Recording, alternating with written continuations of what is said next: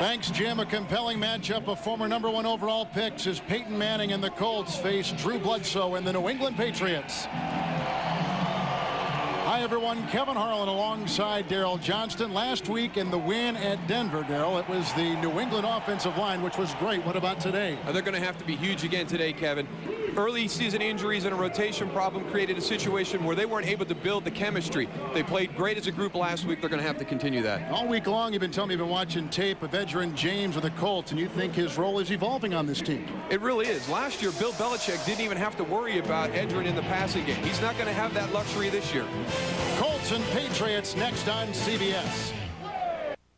Welcome to the following presentation of the National Football League from CBS Sports, home of Super Bowl 35.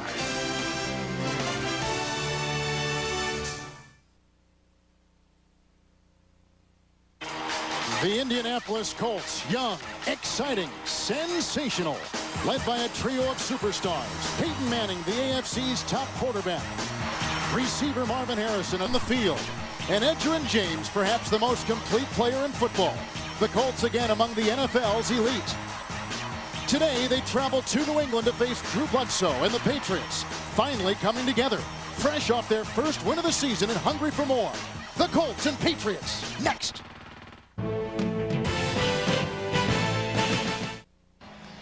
Back in Foxborough, let's send it downstairs to Beasley Reese. All right, thanks a lot, Kevin. I spoke to Chris Slade, the starting linebacker for the Patriots. He said they've got to be patient while remaining aggressive against this high-finesse Indy offense. On Indy's side, I talked to Bill Polian, the genius behind Indy's success. He gave me a bit of brilliance. He said, no big plays and play better than the other guy back upstairs. All right, Beaves, thank you very much. The Colts haven't won here since 1995, and overall, the New England Patriots have beaten Indianapolis 7 of the last 8 games. As you take a look at Danny Kite, he's got 5 touchbacks already this season for the Colts, a team which carries 3 kickers. And deep back, bottom of your screen is the rookie J.R. Redmond, and there is Kevin Falk, who will start at tailback today. It's about 55 degrees. There is a breeze blowing from left to right inside the stadium. The Colts coming from behind in dramatic fashion to beat Buffalo last week. New England winning in Denver for the first time in over 3 decades. And here we go in Foxborough. It's a short kick, and Falk just smothers it at the 23. Probably a pretty wise move. Only Cowboy quarterback Troy Aikman and Packer quarterback Brett Favre have been the starting quarterback for the same team longer than Drew Bledsoe has started for New England. His offensive line is going to have to give him that protection to keep him, to make sure he's healthy. He's been sacked 75 times in the last 2 years. So from the 24-yard line, it'll be first down and 10 yards to go as you take a look at Bledsoe, the Patriots' all-time leading passer. Had 4 touchdowns last week in Denver. First down and 10, right to where goes Bledsoe. Pocket crumbles. He's grabbed and taken down. Bernard Halsey and Bernard Whittington right there for the Colts. And they get a sack. That is the 10th sack for the Colts in a little over 2 games. They are on fire. The offensive line came up with their best game of the season last week in Denver. They've got Armstrong and Druzzi, Damian Woody. Max Lane is back after the broken thumb, and right tackle Grant Williams. In the backfield, Falk and Carter with Brown and Terry Glenn, the wide receivers. The tight end, the ex-Cowboy, Eric Bjornsson. Push it back to the 19. Second down and 15 with Bjornsson on the move. And the handoff goes to Falk, who follows a block from Carter and picks up about 4 yards on the play. The Colt defense, 10 sacks now in a little over 2 games. Chad Bransky had 4 of them over that span with Halsey, Whittington, and Johnson. Linebackers, Dwight Hollier in the middle, flanked on one side by the great Cornelius Bennett, on the other by second-year player Mike Peterson.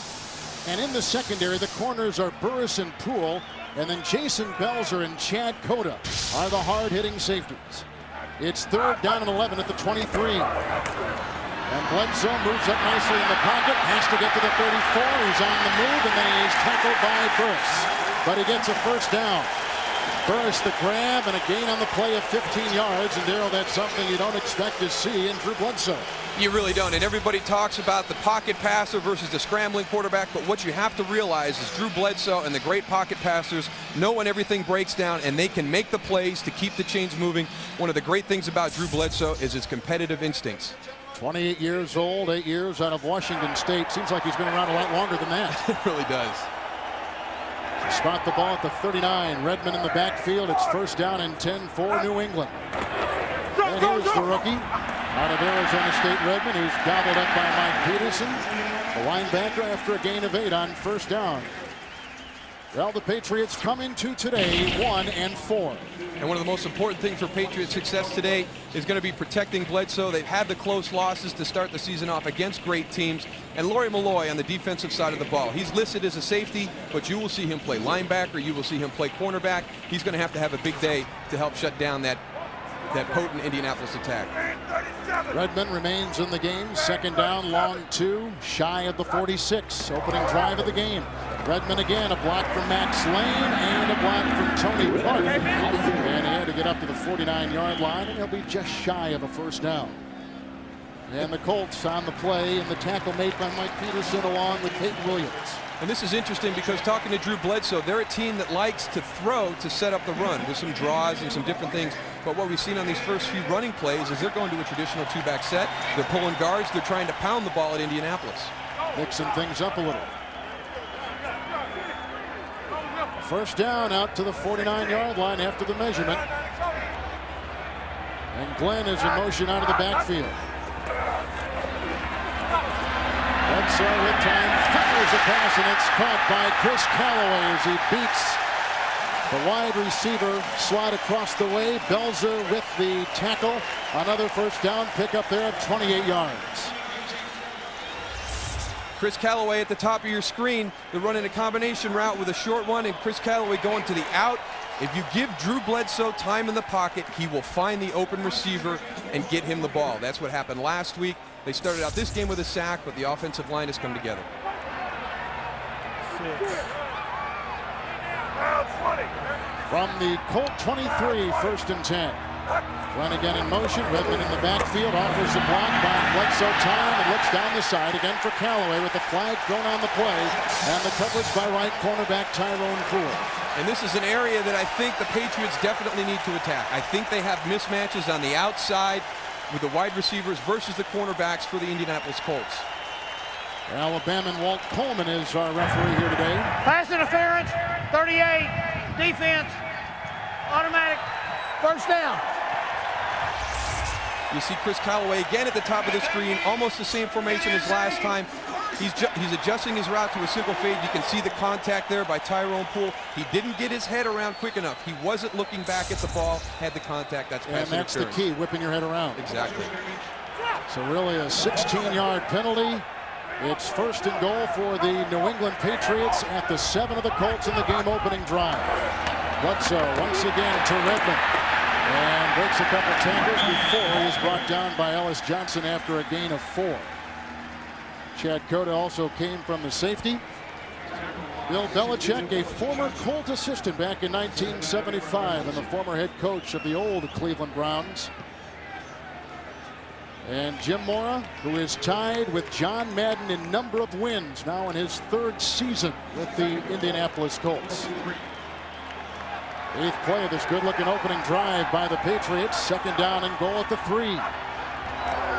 Redmond again, a Carter block, and Redmond trying to work his way inside before Mike Peterson, who is a sharp-looking second-year linebacker from Florida, makes the stick.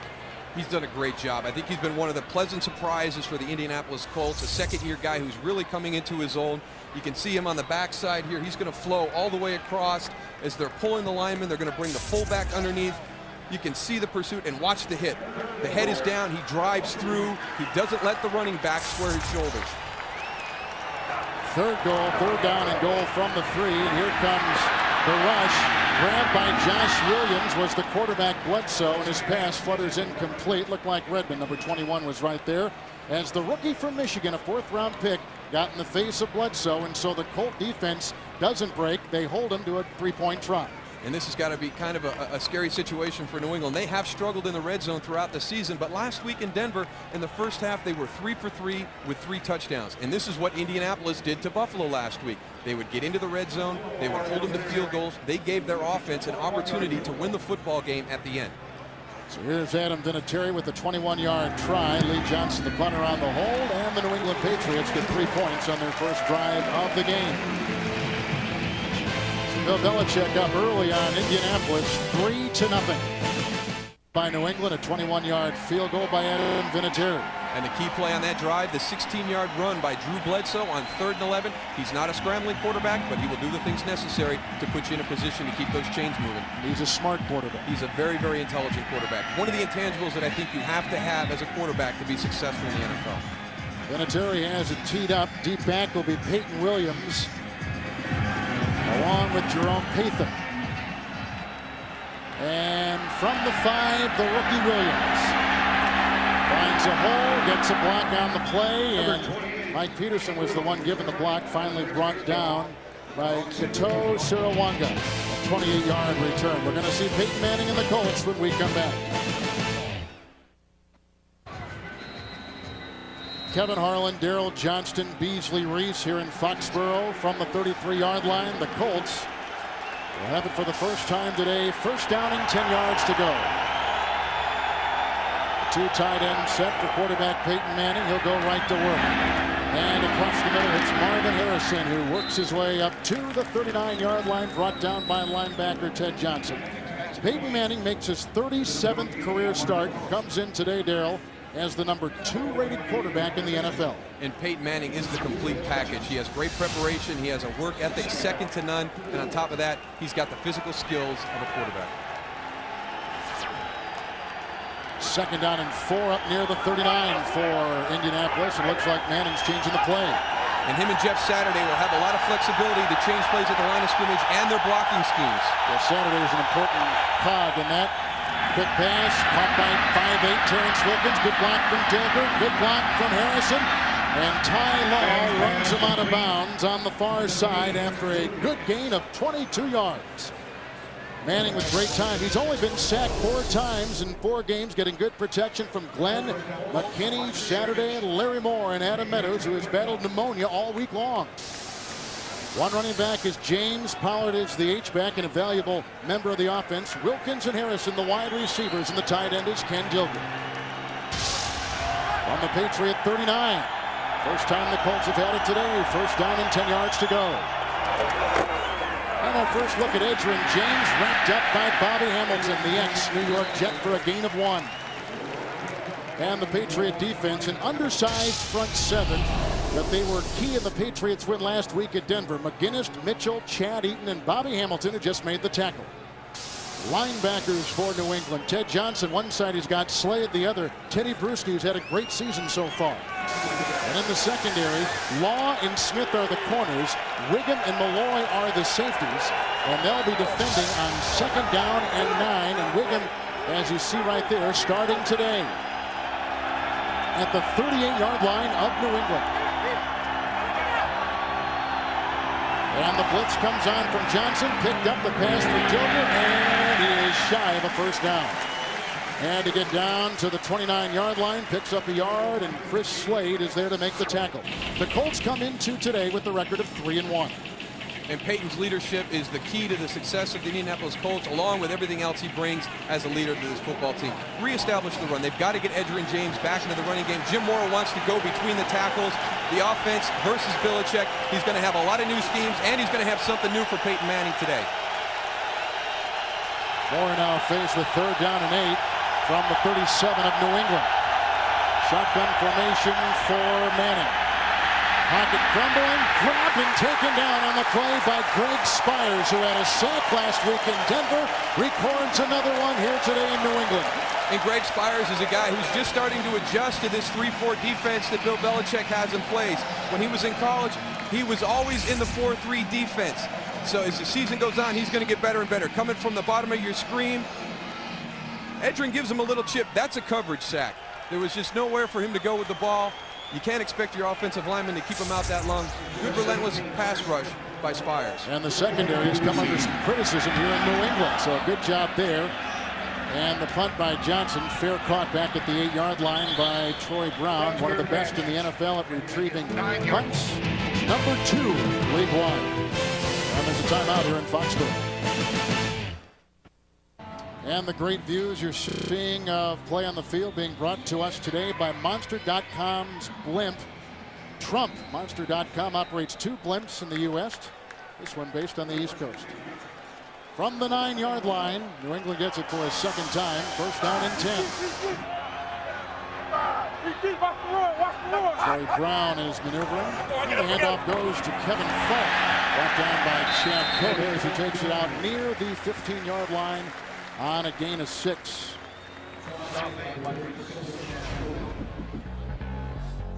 Last week he went by Steve Grogan and became the Patriots' all-time leading passer. And one of the things that you expected from Drew Bledsoe as he came into the league, you knew he had the skills and the intangibles to become one of the great quarterbacks in the NFL. He hasn't let anybody down. Shy of the 15, second down and 5. Falk remains in the game, gets the call, and again is stuck and brought down up the middle. Tony Blevins coming with the tackle from the secondary for the Indianapolis Colts. They got a very deep secondary for Indianapolis. They really do. And on this play here, what they did, they had the blitz coming up on the inside, and Tony Blevins was just unblockable. I think the offensive line had basically everybody taken care of, but Tony Blevins, if you can't block the guy, he's going to make those tackles. Blevins came from San Francisco. So third down and 3 now for the Patriots, who drove 73 yards on their first drive today. 16-yard line. You see the third down conversion percentage for the season. 4 receivers deployed. 4-man rush gets out to Bledsoe, outside for Terry Glenn, spun down at the 22, picks up a first down on the play, and the coverage by rookie David Macklin. A gain of 7 on third down. And you can see the Colts walking up, showing a blitz. Drew Bledsoe making the audible, giving the adjusted receiver to the outside with enough yards for the first down. You like Glenn? I really do. And I think that him and Troy Brown could really have a big day today. I think they match up very well with the Colts secondary, coming off big games last week at Denver. Chris Floyd is checked in the game in the backfield for New England. A first down catch by Glenn out near the 24-yard line for the Patriots. The blitz by Belzer, a good block on the side by Williams, offers up that pass, does Bledsoe to fall. And outside he goes for a gain of about 5 on the play. Macklin, again, the rookie, was the guy that Indianapolis had worked on. And this was the blitz that Drew Bledsoe was talking to us about. They will bring the safeties and the corners off the slots, and that was Jason Belzer that time coming off. He's got Kevin Falk in the flat. They're doing a good job of recognizing the blitz, picking up the blitz, and then getting the ball to the open receiver. Second down and 5 as Miami has an early lead down at Pro Players Stadium. No score yet. Steelers and Jets. Pittsburgh with the surprise win last week at Jacksonville. At the 29. And the handoff to Falk. Lead blocked by Woody, who goes right in the face of Marcus Washington. Then the tackle made by Chad Bransky after a gain of 3. And Damian Woody, only a second-year player, but he's one of the guys that has really excelled on the offensive line. Chad Eaton practices against him every day. Here he is right here at the center position. He compares him to Kevin Mawai from the New York Jets. You don't see a center pulling a lot in the NFL. He's got great feet, he's got great strength, and he's just continued to become a better football player. New quarterback will be Michael Bishop. 3rd and 2. He's out of Kansas State. From the 32-yard line, and the handoff goes to Kevin Falk, who picks up the first down. So that time, Bishop was nothing more than window dressing, but certainly on the minds of the Colts defense. And this is one of the things they wanted to do with him last week. Michael Bishop coming from Kansas State. He was a great option quarterback. He's got scrambling ability, but he's also got a great arm. What they did last week in Denver is they brought him in third down situations, and they did the plays that the Denver Broncos expected. As you said right there, they bring him in, but they hand the ball off. Redmond in the backfield, 7th play of the drive from the 38. And the fake, and a beauty it is by Bledsoe. He breaks a tackle with Belzer and throws outside to his tight end, Eric Bjornsson, for a meager gain of 2. And again, Tony Blevins there with the stop. And there's that blitz again that Drew Bledsoe was worried about. They had one of those plays that they wanted to take a shot down the field for a big play. Great play action, but the Colts with a good blitz called to take that play away. We saw Bledsoe have a nice gain on that first drive of 16 yards, and he is a very durable quarterback. We mentioned before, only Aikman and Brett Favre at Green Bay have longer stints with their team than Bledsoe. And talking to him, when he walked into the room, you can tell he's durable because of the size of him. You forget how big Drew Bledsoe is until you meet him. Shy of the 40, second down and 8. And the handoff to the rookie Redman. Dwight Collier, the ex-Miami Dolphin and a part-time starter down in Miami for the last 8 years, limits him to a gain of 1. And what a great story Dwight Collier has been for the Indianapolis Colts. They brought him in to be a Sam linebacker to back up Cornelius Bennett, to help out Marcus Washington in his development, and he ends up winning the inside linebacker job. In fact, they drafted a kid, Rob Morris, out of BYU, and they've got young linebackers there, but you're right, he's been probably as big a surprise as they've had. Jim Mora called him that. We asked him what his biggest surprise during the training camp and into the season so far. He told us Dwight Collier. Outside of the 41, third down and 7. 2 of 2 on third downs on this drive for the New England Patriots, and 3 receivers out there. Falk in the backfield. Bledsoe being chased and then brought down by the rookie Marcus Washington out of Auburn. A second-round pick. The guy who played some defensive end for the Tigers. And he's going to be down here on the bottom of your screen. They're going to run a little stunt to the inside. And Mike Murphy, the linebacker coach, calls him an untapped oil well. He missed a lot of the preseason with a hamstring injury, and he's just starting to get into the rhythm of playing. He had a sack last week. He's got a sack this game already. Lee Johnson will punt. 38 years of age, 16 years out of BYU. As you take a look at Terrence Wilkins, deep back for the Indianapolis Colts, and they're certainly setting up the return here. And Wilkins back at his own 15-yard line, gets a block from Williams, but that will not stop the onslaught. And Floyd, the reserve running back out of Michigan, makes the stop. A 6-yard gain on the return after the 54-yard punt by Lee Johnson. Harlan alongside the newest member of our CBS team, Daryl Johnston. Moose Johnston, the former fullback with the Dallas Cowboys, blocking up front, a problem early on for the Patriots. And one of the things that we talked about at the beginning of the game, that was one of the strongest points of the game last week. One of the big reasons they beat Denver was the play of the offensive line. They gave up a sack on the first play, gave up another sack on that drive to stall. 3 championships with the Dallas Cowboys, and we had a chance to look at this ring. Now that, what's that finger there on the side? I'm more interested in the finger than I am the ring. That's one of the souvenirs you get from the NFL when you play. From the 21-yard line, first down and 10 yards to go. Indianapolis punted the first time they had the ball. Pollard is in motion.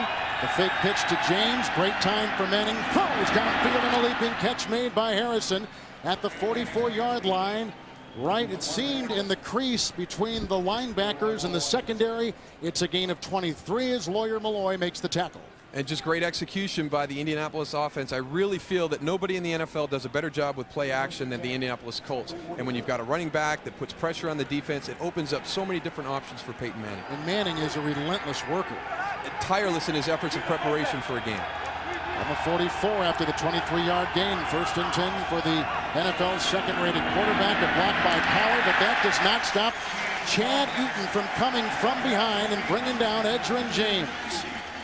Eaton coming off a good game against Denver at Mile High last week. Chad Eaton coming off a great game last week against Denver, and he's only supposed to be a 2-gap player. He's not supposed to be making these tackles in the backfield. He's supposed to occupy the offensive lineman to let the linebackers run free and make the plays, but he's contributing to tackles this year. And he makes a backside tackle. Who's responsible for not stopping him? You can see the right guard trying to cut him off, but Chad's got that quick burst off the ball. If you don't get down on him, he's going to penetrate and get into the backfield. Second down 11, ball pushed back now to the Colts 43-yard line.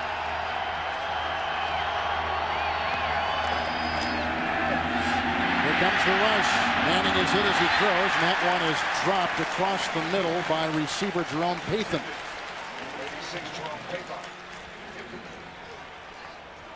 And they were up in Manning's face on that play. And one of the things you're going to have to do to have success against Indianapolis is put pressure on the quarterback. But a great inside move by Willie McGinnis right there. He had the big play last week against Denver that caused the sack and the fumble. You've got to know where Willie McGinnis is on every snap, or he's going to be in your backfield all day. His play may have been the signature defensive play for the Patriots last week. Third down 11, back at the 43. Manning is going to bring his tight end Dilger over. No blitz put on here. Here comes the rush by Eaton and Brandon Mitchell on a pass wide open across the way. Wilkins, he dances for the first down and shoved out of bounds on the far side by Kato Suranga. So a first down pass and a gain of 17 yards on 3rd and 11. We saw Drew Bledsoe do it for the Patriots on their opening drive. Here, Peyton Manning, another drop back passer, scrambles out of the pocket, buys himself a little bit of time, and finds his open receiver to convert on a 3rd and long. And on the pregame show today in the NFL studios in 5th Avenue, we saw a huge feature on drop back quarterbacks. Are they mobile enough in this day and age of scrambling, moving pocket quarterbacks? Well, they don't do the things that the people that are coming. When you look at a Dante Culpepper and a Donovan McNabb, no, they don't do those type of things. But when you drop back in the pocket, they have a feel, they sense the pressure, they give themselves time, and they deliver the ball. Manning 5 of 6 throwing. And here's the handoff to Edgerrin James, and brought down after a gain of 5 by Ted Johnson and Otis Smith. James has not had a 100-yard game since week 1 at Kansas City. And that's the end of the first quarter, with the New England Patriots on the game-opening drive getting a 21-yard field goal from Adam Vinatieri. And we'll return to Foxborough Stadium right after this message on your local CBS station. Harold Johnston, Beasley Reeves here in Foxborough. We begin the second quarter with the Colts in a 2nd and 5 near the 35-yard line of New England. Manning will throw and incomplete. May have been tapped. He was looking for wide receiver Terrence Wilkins, who seemingly was in a double pool team downfield.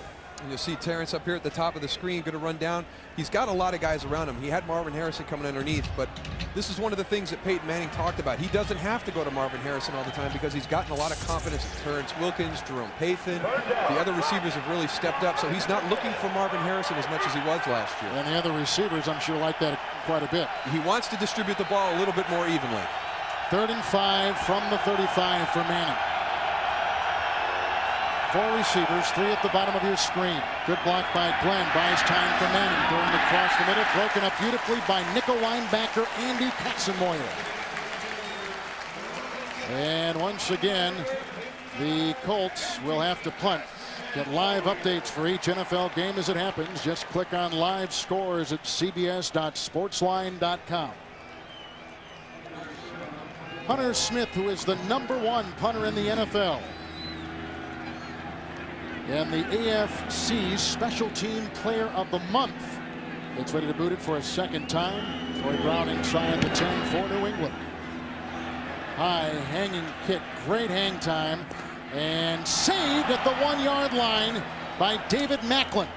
A 34-yard punt by the #1 punter in the NFL, Hunter Smith out of Notre Dame. And there's a timeout. Back at Foxborough Stadium, where New England leads at 3-0. You know, this is the game of audibles and adjustments. Something to watch when you're looking at home. The Patriots jump in and out of fronts. Peyton Manning makes an audible to change it. Patriots go back to a different movement. It's happening the same thing on the other side of the ball. So watch as these defenses do a lot of adjusting back upstairs. Thank you, Bees. Great punt by Hunter Smith. Maroons the Patriots at the 1 with rookie J.R. Redmond trying to jump inside. Gets a meager gain of 2. Let's send it off now to Jim Nance at our studios on 5th Avenue. All right, thank you, Kevin. We have an injury update. Vinny Testaverde on the first snap of the game out with a pinched nerve in his neck. Ray Lucas comes in. He's picked by Dwayne Washington. His return sets up a field goal. Steelers leading at the Jets early. Let's go back now to Kevin and Daryl. All right, thank you, Jim. Testaverde has won 16 of his 18 starts for the Jets, and of course they're undefeated this year with him as the quarterback. And he hasn't played consistent yet. He's out with another knee injury this year. Hopefully nothing bad like last year. 2nd and 8 as the knockdown by Ray Burris, the ex-Buffalo Bill, with a flag thrown on the play, and perhaps he was inside his uniform. As Walt Coleman tells us, it's against the Indianapolis Colts. And that's going to be a big penalty because Hunter Smith did a great job punting from his own 35-yard line. Interference, 20, defense, automatic, 1st down. Very effective down to the 1-yard line, pinning him deep. In New England coming off their own goal line, you can see right here as they break to the inside, he's coming through the receiver. You can put your hand on the receiver as long as you're not coming through or spinning him and hooking him. That's obviously pass interference. And some breathing space now for the Patriots outside their 13, 1st down and 10. And it goes once again to Redmond, who emerged last week in Denver, and then the middle of that line stops him after a gain of a yard on the play. Bells are getting off the pile. It was interesting. and listening to the coaches talk about the Colt defense, and the two players they mentioned, Chad Cota, but Jason Belzer as well. Yeah, when you have two safeties like that, and Jason Belzer, a guy that will come up and hit you. Everybody talks about Ellis Johnson and Chad Bratsky, but Jason Belzer and Chad Cota are the guys that keep that defense together. Chad Cota called Jason, or Chad was the smart guy, Jason was the big hitter. And both built like linebackers. 2nd down and 9 outside the 14 of the Patriots. The fake to Falk. Here comes the blitz from the corner, as Darryl, you called it earlier on, and Ray Burris devours the quarterback, Drew Bledsoe. That is the 3rd sack given up today by the New England offensive line. And coming up in the NASDAQ.com halftime report, join Jim, Mike, and Randy for all the scores and highlights, plus an update on the Oakland-San Francisco game and Jet quarterback Vinny Testaverde. All coming up in the NASDAQ.com halftime report. Interesting to see this corner blitz giving the Patriots so much trouble. Drew Bledsoe talked to us about it yesterday. It was something that they were praying for all week. There has to be a miscommunication somewhere. Back to the 9, 3rd and 14, draw play to Falk, who dances around Ellis Johnson and brought down by Chad Cota out near the 17-yard line, and a gain of about 3 on the play. Chad Cota getting his number called again. Jason Belzer, the guy that really comes up and makes the big hits, but as he pointed out, Chad is really the guy that gets everything set straight in that secondary, but he's also a physical player. And yesterday, told you about that one play when we asked if we'd ever cross paths together, and yeah. I got to relive one of one of those plays with Chad when he stuffed me at the goal line on a play. Lee Johnson will punt. Terrence Wilkins is back inside the 35, and after the 8-yard gain, not enough for a first down. Johnson has bounced around the NFL, most recently with Cincinnati, gets it high and hanging. And bouncing at the 41 and ricocheting down to about the 39-yard line. A 44-yard punt by Lee Johnson. So they only scored a 21-yard field goal by the Patriots. Adam Vinatieri. Earl Johnston, a little defense on display here this afternoon. And after that opening drive by the Patriots, they did what they did last week. They got into the red zone, they held them to a field goal, but as Beasley pointed out, the adjustments that are going on back and forth, forcing both offenses to adjust, they've really settled in. It's become a real big defensive battle right now, a battle for field position. 40-yard line after the punt. Colts have it, first down and 10 yards to go. Howard in the backfield with James. You see the average starting position. And here comes Edgerrin James. Again, no place to run, no place to hide. A gain of 3 right there as Bobby Hamilton makes the stop. Jim Mora told us he does not want to run outside against the Patriots defense. He feels they flow very well. He wants to run between the tackles. That's the big physical part of this offensive line. That's the job they have to do. And he questioned whether they were going to be able to match up against that New England front and be able to knock them off the ball to be able to run between the tackles. Rushing in the game, 2nd down and 7 near the 43-yard line.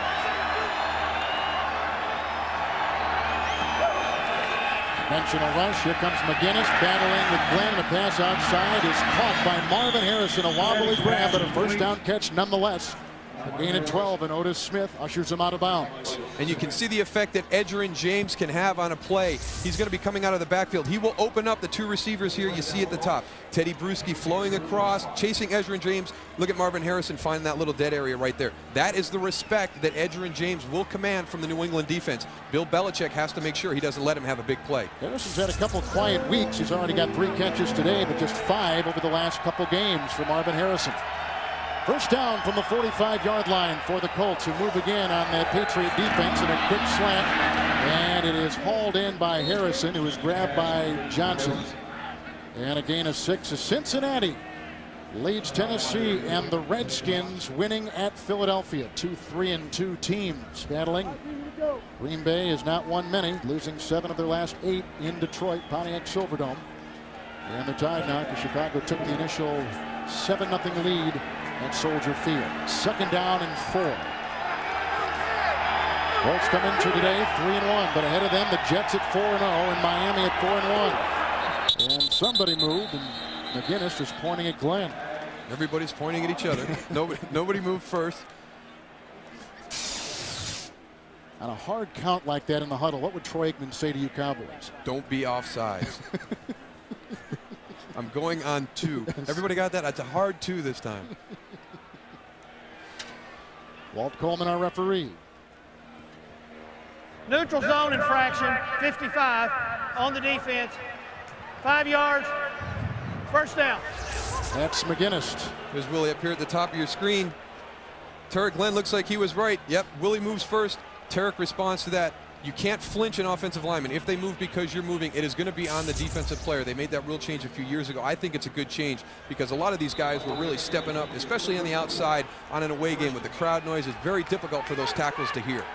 So after the Patriots' first penalty, it's a first down inside the 35 for the Colts. Tight end Marcus Pollard, the ex-college basketball player, maneuvering. Hand off to James. A lead block by Pollard on Brewski. And finally a tackle made by Larry Wiggum after a gain of 4 on the play. And downstairs we go to Beasley Reese. Thanks a lot, guys. It looks like Marvin Harrison is big in the game plan today for Indy. He had 19 catches in the first 2 weeks, then 2 versus Jacksonville, only 3 last week.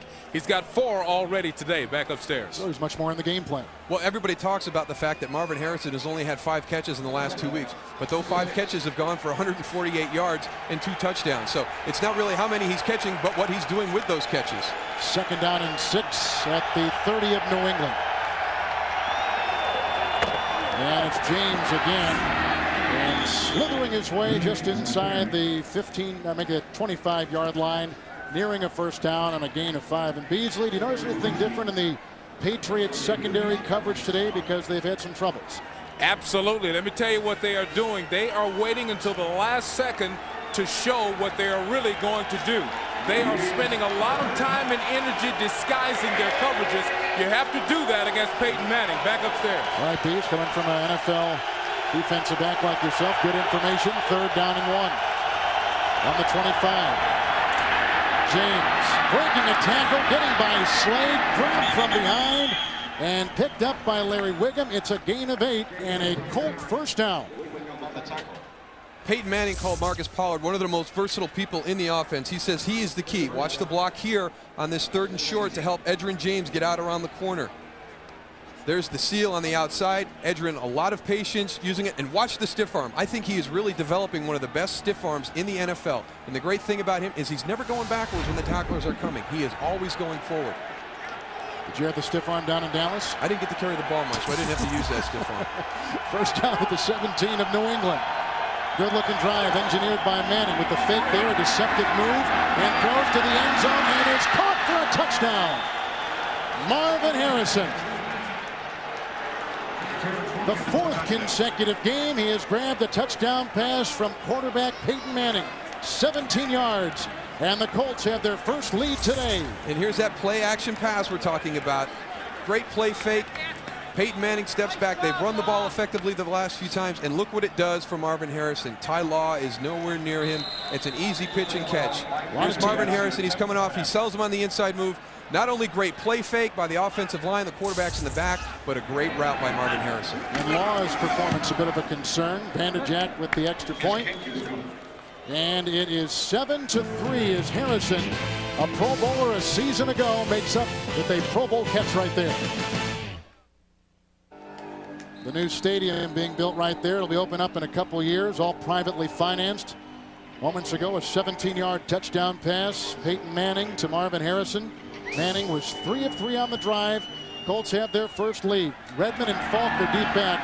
And this will be the veteran Falk from the 5-yard line. Jim Finn almost had a shot at him, and he's knocked off his horse. Is Falk, the distant cousin of Marshall Falk, the ex-Colt. Right now, the current Colts looking pretty good. 7-3 on top of the Patriots. Kevin Harlan, Darrell Johnston, Beasley Reese from Foxborough. Patriots will start it. First down and 10 yards to go from their own 29-yard line. Harrison moments ago, a touchdown grab. Colts on top for the first time, 7-3. Bledsoe right to work. Rush from Bransky, dumps it off in a screen pass.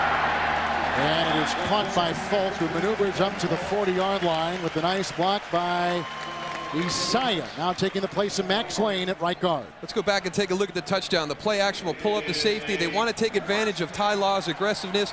Watch the double move. They combine the play action to get the safety up. The double move by Marvin Harrison because of his aggressive style of play. And it's a touchdown for Marvin Harrison. And Law has been the subject of concern for the Patriots. Harrison right on track where he was a season ago, and after the gain of 11, the play action fake, the blitz is on, the pass is on, the pass by Bledsoe whistles over the head of Glenn on the side. It'll be 2nd down and 10.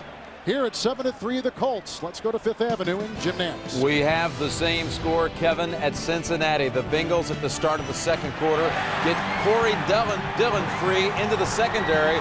He'll fight off any tackle, and 80 yards in all to put the Bengals up. Again, 7-3. Let's go back to Kevin and Darrell. Well, Cincinnati, thank you, Jim, still looking for their first win at the brand new Paul Brown Stadium. Tennessee has won 4 consecutive over the Bengals. 2nd down and 10 from the 40, going deep. And incomplete as Bledsoe was circling Glenn downfield. The coverage applied on the play by Tyrone Poole.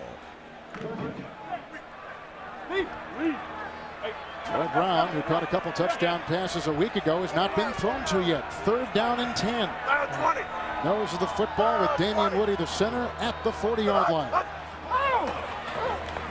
And outside he goes again for the running back Falk, who is corralled nicely by Tony Blevins after a gain of 4 and shy of a first down by 6. And so the New England Patriots will have to punt for a 3rd consecutive time. And the difference between last week and this week is the receivers aren't getting the yards after the catch that they got against Denver. If they're going to throw these short passes, they've got to be able to break tackles. But that was one of Jim Mora's areas of concern. He didn't feel that they tackled well last week in Buffalo. So both sides working to achieve the same thing. Right now, you got to give the advantage to Indianapolis. Lee Johnson to punt back inside his 35-yard line. Terrence Wilkins is back at about the 15 for the Indianapolis Colts. Bright sunshine here in New England today. That's what Wilkins looks up into from the 12 and then stormed under, brought down by Rob Holmberg. And a flag is thrown on the play, a 43-yard kick as it stands right now. Holmberg has played for the Raiders, Colts back in '98, the Jets and Vikings. Flag is down and it is called against the Colts.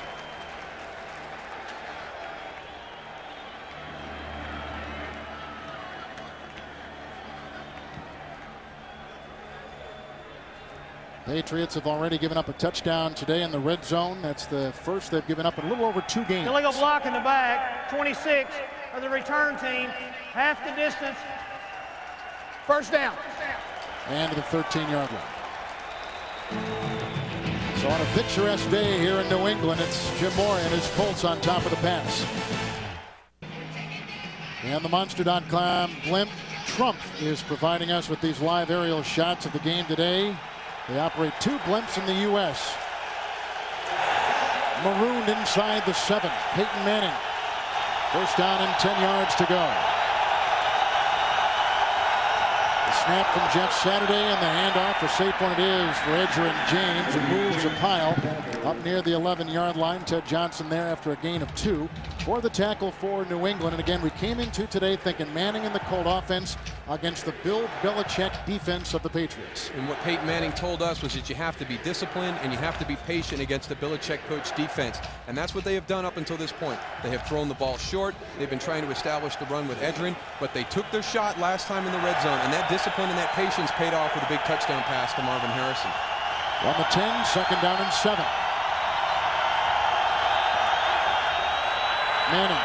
Good block from McKinley and a pass caught by Terrence Wilkins, crossing the 20 and picks up a 1st down, brought down by Otis Smith after a gain of 10 yards on 2nd and 7. And the combination patterns that they're running, they're opening up receivers. You'll see Terrence Wilkins here at the top. He goes up, he's coming under. There goes the receiver right by him. He just cleared out that zone, pulled Teddy Bruschi right by him, and the route is coming right back into that vacated area. Wilkins missed some games because of a preseason concussion. 1st down, 20-yard line for the Colts. Howard in the backfield with James, and the play action by Manning, forced from the pocket by McGinnis, and the pass caught for a 1st down by Marvin Harrison. Again, torching Ty Law after a gain of 12. And it's just amazing to watch Peyton Manning in the pocket, to think that this is only his 3rd year. He is so poised, he is so mature. Just an unbelievable job by him in the pocket. And here's the matchup that Bill Belichick wanted. He wanted Ty Law and Marvin Harrison. Right now, that is paying big dividends for the Indianapolis Colts. 6 catches for Harrison today. On the 32-yard line, first down and 10 yards to go for the Colts, who lead at 7-3. Harrison already a 17-yard touchdown catch today. And the handoff to James. Good block on the side by Dilger. Downfield, a block by Harrison, and run out of bounds by Ty Law after a gain of 5 and near the 36-37-yard line. And they're still trying to establish that run in between the tackles. That time the linebacker did a great job of taking on the fullback and stuffing the hole, forced Edgerrin James to bounce outside. Just think what this team could have drafted. They could have drafted Ricky Williams as the running back instead of James. They also could have drafted Ryan Leaf instead of Peyton Manning. Bill Polian made 2 huge personnel decisions on that. He's the architect of the Buffalo Bills team of the early 90s that dominated the AFC for 4 years. Near the 37, second down and 5. Shotgun handoff with a Pollard lead block and a block by Wilkins. It's James picking up a first down and wheeling his way for a gain of 10 before Larry Wiggum makes the tackle. And the Colts keep rolling right along, as we do on Monday nights on CBS. Beginning with the King of Queen, Yes Dear, Everybody Loves Raymond, Becker, and Family Law. All coming up on Monday on CBS. Bill Belichick, last year the defensive coordinator for Bill Parcells and the Jets. Reeled in here by Bob Kraft, the owner of the Patriots. First down and 10, shy of the 47. Fake again. Seduced move by Manning, who throws outside as Otis Smith is all over Terrence Wilkins, and it's, I think, a first down, at least close to a first down across the way, depending on the spot, and they give it to him. Gain of about 12.5 on the play. And we saw the running play just a few plays ago. This same action. Here's the receiver at the top of the screen. Off this play fake, he's going downfield, snaps his route off, thrown on time by Peyton Manning. A good job of running the route past the sticks also. Get past that first down so you don't get pushed back short of it. Wilkins took the hint from Harrison and showed up during the offseason for more work. All the guys have. They have all followed Peyton Manning's lead and Marvin Harris's lead. They have a tremendous offseason work program. From the 40, first and 10. Great fake by Manning. Wanted to go deep. Goes to his second option. That's the tight end Dilger. Another first down. The tackle made at the 24-yard line by linebacker Ted Johnson. A gain of 16 yards. Manning is picking apart the Patriot defense. And this is the problem that Indianapolis poses to opposing defenses. Marvin Harrison, Terrence Wilkins, Ken Dilger. He's got weapons all around the field if you don't get pressure on the quarterback, and he has the time, and a guy like Peyton Manning is going to find that open receiver. Can't double everybody, can you, for Bill Belichick? You can't double everybody. Manning has hit his last 7, finds himself now at the Patriot 24. First down and 10. James. A nice block from McKinley, but then the great play by Henry Thomas knocks him down after a gain of 1. And they're continuing to pound on the inside, and I think it's a good strategy. I think you have to commit to the run because they are so good at their play action passes. If you threaten the defense with this running game, even though it's not getting a lot of positive yards, they're getting some 1-yard runs, some 2-yard runs, but they're going to have to respect that run, and that's when you'll be able to take advantage of them in the play action game. Each team with 3 first-half timeouts. We're approaching the 2-minute warning. 9th play of the Colt drive. Manning, I think, will take it right down to the 2-minute warning. And facing second down and 9. He has thrown a touchdown pass, his 11th of the season earlier today. A 17-yard strike to Marvin Harrison. The defense for the Colts registering 3 sacks on the Belichick offense. It's 7-3 Colts. From the 23, second and 9, this Colt drive began at their 7th. 9th play of the drive coming up, and Manning has been great orchestrating this one. Good block by Glenn. Time for Manning. Throws a pass caught by Harrison. Picks up the first down, then grabbed on the play by Lawyer Malloy after a gain of 12. They just do such a good job of packaging their routes together. You're going to see everybody going downfield right here as they release down the field. The same combination that they use. Terrence Wilkins goes deep. Marvin Harrison hooks out. They've got Edgerrin James in the flat. There's so many weapons that they can go to and so many ways to beat you, but they do a great job of packaging those routes together. 7 catches for Harrison. First and 10 at the Patriot 11. Not quite the 10 as you can see. So they can get a first down. Peyton in motion. Here comes the rush by Spires. It's a loose ball and retrieved by the right guard, Larry Moore. That's the 2nd sack Spires has registered today. And he's going to come off the top right here. He's going to get the big hit on Peyton. He goes right by. Tarek Glenn is looking down inside. That is a blown assignment by the left tackle. You're going to see he just comes clean. Tarek is down inside, and Greg Spires comes free. Larry Moore does a great job of getting on the football to keep this drive still alive. There's the hit that Peyton Manning takes from the blind side. Yeah, and Glenn, one of the best left tackles in the NFL. Spires registering his 3rd sack in less than 2 games. 2 today and 1 last week at Mile High. He is a 3rd-round pick 3 years ago out of Florida State. Miami on top of Buffalo. That's a tough game there. And Pittsburgh with a surprise. Testaverde is out. The Jets are trailing. They come in as the only undefeated team in the AFC. Tennessee now on top of Cincinnati 10-7 with more scores. Here, 7-3 Colts. 1:14 to play in the first half. 2nd down, 18. Colts have 2 timeouts. Patriots have 3. Sack story right there. Manning from the shotgun inside the 20. Here comes Spires again. McKinley gives up his oncoming rush, and that was Brandon Mitchell, and a flag is down. It was McKinley and Mitchell, and a penalty flag against the Colts. Wait a minute. Hold against the New England Patriots. And that's going to be a tough penalty after making a good defensive stop right there. Illegal use of hands, hands to the face, 45, defense, 5 yards, automatic, first down. Odie Smith, 45. And a 2nd and 20 yards. It's only a 5-yard penalty, but it gives you the automatic first down. Otis Smith in a very unconventional stand. He's trying to get a jam on Terrence Wilkins at the line of scrimmage. I didn't see a whole lot there. 2nd down and 10. That's right. You got to smack him in the face. 1st down and 10 from the 15-yard line. After the penalty, the pitch out goes to James, and from behind he is brought down by Willie McGinnis. And again, a backside tackle on James. And there's that speed of the defense that Jim Mora talked about. He wants to run between the tackles because he really feels they flow real well. But here he's going with a toss sweep, and you'll see Willie McGinnis run it down from the inside. So 2nd down and 11. McGinnis missed some time with the pulled muscle, but appears to be hale and hearty now. What about the 16-yard line of New England? The Colts trying to get their backfield set. 2nd down and 11. And they dump it off. James with little room to go. No gain on the play. Brandon Mitchell came up and made a whale of a play. The former 2nd-round pick out of Texas A&M.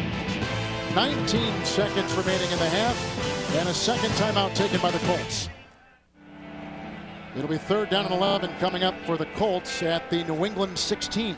And this could be a huge boost for the New England Patriots defense if they can hold them to a field goal right here. On the other side of the ball, this is what Indianapolis did last week at Buffalo. They didn't have a lot of chances in the red zone, but they scored touchdowns. So this 3rd and 11 is going to be a huge play. 5 defensive backs in for New England. 3rd and 11, 13th play of the drive, 16-yard line of the Patriots. You see a blitz? Here comes Spires, hits Manning, it flutters incomplete. The defense with a big play, and who else but Greg Spires offers another wonderful defensive stand. Boy, and he has just given Tarek Glenn fits on the left side. Last time it was a missed assignment, but this time he's just going to beat him. They've got Teddy Bruschi walked up again. I'm sorry, he did the same thing. He went down on Teddy Bruschi, but he's not coming back out. He has got to be outside and respect Greg Spires. So the Colts will try a field goal, and the defense of New England comes up with the moral victory there. 33-yard try by Vanderjagt, who kicked the game-winning kick last week in Buffalo, and perfect again. Mike Vanderjagt, the AFC Special Teams Player of the Week. Now 7 of 8 field goals today this season. Greg Spires with the big day. 2 sacks today, and with the big hit on Manning moments ago. Well, he really stepped up huge on that last drive. He had the sack with the forced fumble that was recovered by Larry Moore, and then they had the hit there that altered Peyton's throw. But the problem is something with the protection, because Tarek Glenn is going down. When Teddy Bruschi's walking up into the line, Tarek Glenn is looking down inside. He's got to stay outside on Greg Spires. There's some confusion in that protection scheme, and if I was Bill Belichick, I would continue to show that until they figure out how to block that correctly. Danny Kite to kick it off from the 30. Just 10 seconds remain in the first half. Kevin Falk is deep back for the New England Patriots. Falk came in today as the leading running back receiver in the AFC. On a short bounce, Simmons, the wide receiver out of Wisconsin, runs outside, chased by Clevens and by Kite, and forced out of bounds. Clock with 3 seconds on it. 39-yard return. Michael Bishop is in the game for the New England Patriots. 3 seconds remain. What would you call here? I think Tony Simmons does a great job on the kickoff return to give you the opportunity to throw a Hail Mary. They've got 3 receivers up to the top of the screen. I take a shot at the end zone. You told us that you like Bishop's arm, and here we go. Winding up. A lot of time, a lot of room. Throws it high. A perfect spiral to the end zone. And caught! It's caught by Simmons. Unbelievable!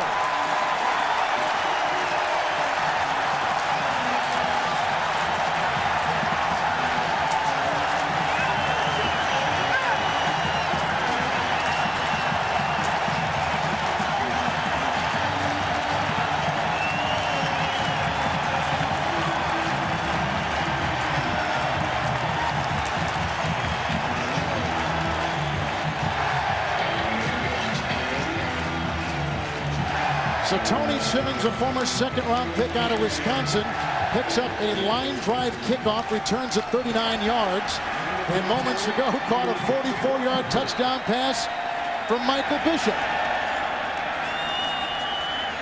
Bishop's first career NFL touchdown pass.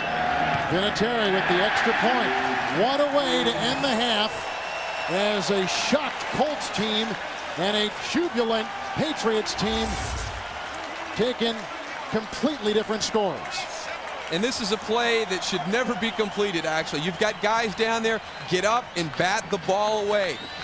They let Tony Simmons go up. He's got 2 defenders on him, but they're behind him. You've got to have guys at the different levels. Tony Simmons is a guy waiting for the tip. There's nobody in front of him. He just goes up and makes the catch.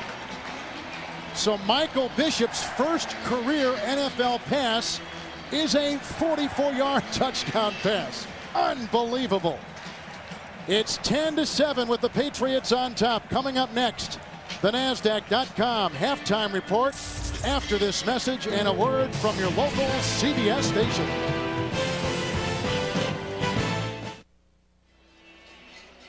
Surprising halftime score, Colts 10 and Patriots 10. Downstairs we go to Beasley Reese. And thanks for your support of the New Coach England Belichick, Patriots. a tremendous momentum change at the end of the half. What'd you tell the guys? What adjustments? Well, defensively, we got to stop giving up the big plays. We're giving up too many easy completions, and offensively, we've had a little problem with some one-man blitzes. So if we can get our protection straightened out, I think we can move the ball. Thank you, Coach. Okay. Back upstairs. All right, Beasley, thank you very much. Kevin Harlan alongside Darryl Johnston. Let's look now to this third and fourth quarter for the New England Patriots. What do you see? Well, I think Beasley talked about it in the first half, the fact that both teams are doing a lot of different things, making each other adjust. I think one of the big adjustments they have to do, Bill Belichick talked about it, they're having trouble with the corner blitz, but also the blitz that New England is doing.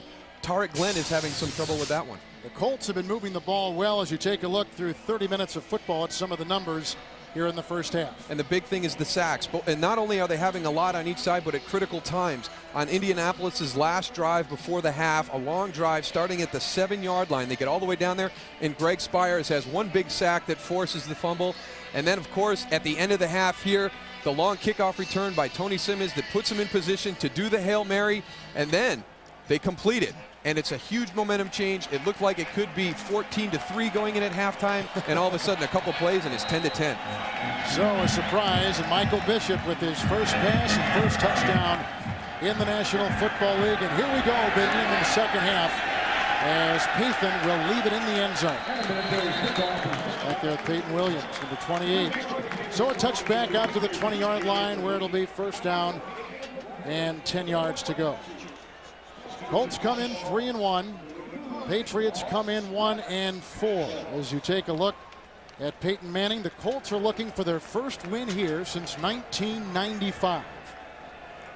And to be able to follow that up with a victory at Rich Stadium, and that goes back even farther, back to 1975, to be able to pull off wins at Rich Stadium and at Foxborough. The Colts, who have won 8 of their last 9 road games, set up at the 20-yard line, first down and 10 with double tight ends. And they keep it on the ground as James reversing field and tackled from behind by McGinnis after a gain of 4. And what great running backs are able to do, they're able to make yards when there's really nothing there. And they're trying to run outside to the right. Edgerrin James has the vision, has the cutback ability to come back to the left side and get you some positive yards, keeping you out of that second and long situation. He really doesn't have a backup. They wanted Fred Lane, who then tragically was shot and killed. They wanted Abdul Kareem Al-Jabbar. He is now out for the season with the knee. So they have a rookie free agent, Kevin McDougal, out of Colorado State, the lone backup for James. Just inside the 24, second down and 6. Good play fake by Manning. Throws a dart to James at the 25, and gang tackled by Hamilton and Mitchell after a gain of 3. James, by the way, today 13 carries and 47 yards. And he doesn't have the big numbers, but he's running hard. He's giving the Indianapolis Colts the ability to be able to throw their play action, because New England has to respect his running ability. He's a big play football player in the passing game and the running game. He can go the distance at any time. And his role, you think, continues to evolve on this team. It really does. And we haven't even seen him split outside yet of the empty backfield, which is something that will really put a lot of pressure on the New England defense. 27-yard line, third down and 3. Indy 2 of 5 on third downs today. Good block by Meadows across the middle to Pathan. It's a first down up to the 37-yard line. Picks up 10 yards. That's his first catch this afternoon. Serwanga makes the tackle. And here's another one of those easy passes that Bill Belichick was talking about. There's really nobody there. Comes right underneath, coverage is behind, and those are the plays that he wants to eliminate, to tighten up that defense, make them work a little bit harder to complete these passes. You take away the short passing game of the Colts, you take away a lot of their offense. You really do. And I think a lot of people consider them a down-the-field football team, a big play offense, but they're very patient. They will nickel and dime you all the way down the field. 37-yard line, first and 10. Harrison on the move. James getting a block from Harrison, trying to cut the corner, and there's Chris Slade with the tackle, 53. And I really, really like the strategy that Jim Moore is doing. He's continuing to run the football at him. He's continuing to pound at that New England defensive front. Eventually, he's going to be able to take his shot like we saw in the first half with Marvin Harrison, because he's just continuing to have that threat there. The New England defense has to respect Edgerrin James's running ability. They certainly have a patient quarterback, too, in Peyton Manning. Second down, 8 from the 39.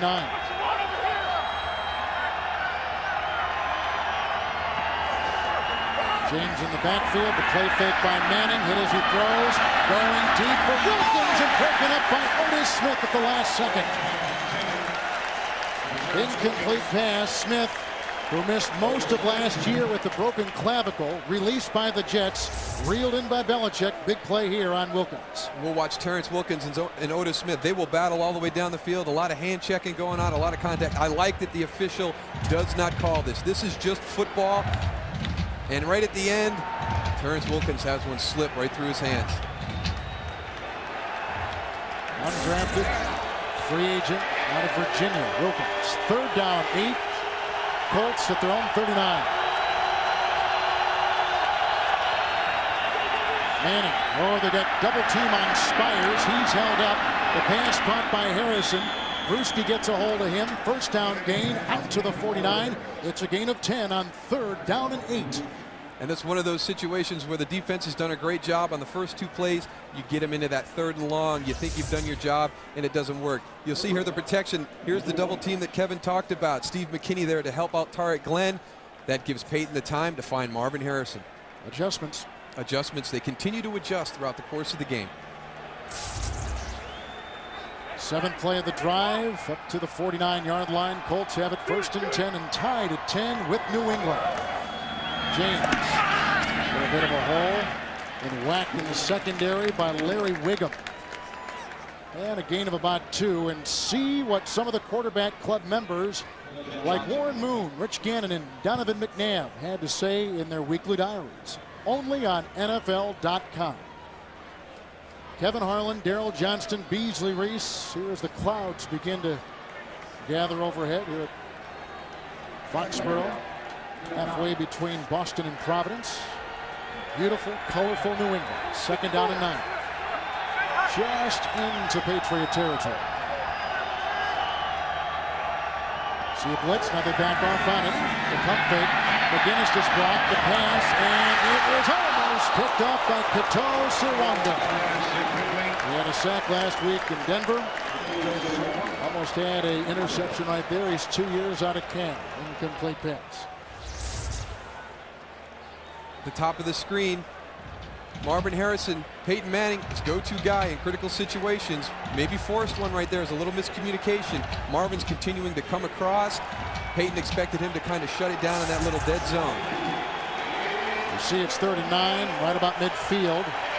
Manning has hit 2 key 3rd down passes on this drive. Can he make it 3? He sends James out as a receiver. Fires a pass. It's caught by Harrison inside the 35. Down to about the 31. Jones was there. It's a gain of 19 on 3rd and 9. And Manning has now hit 3 key 3rd down passes on this drive.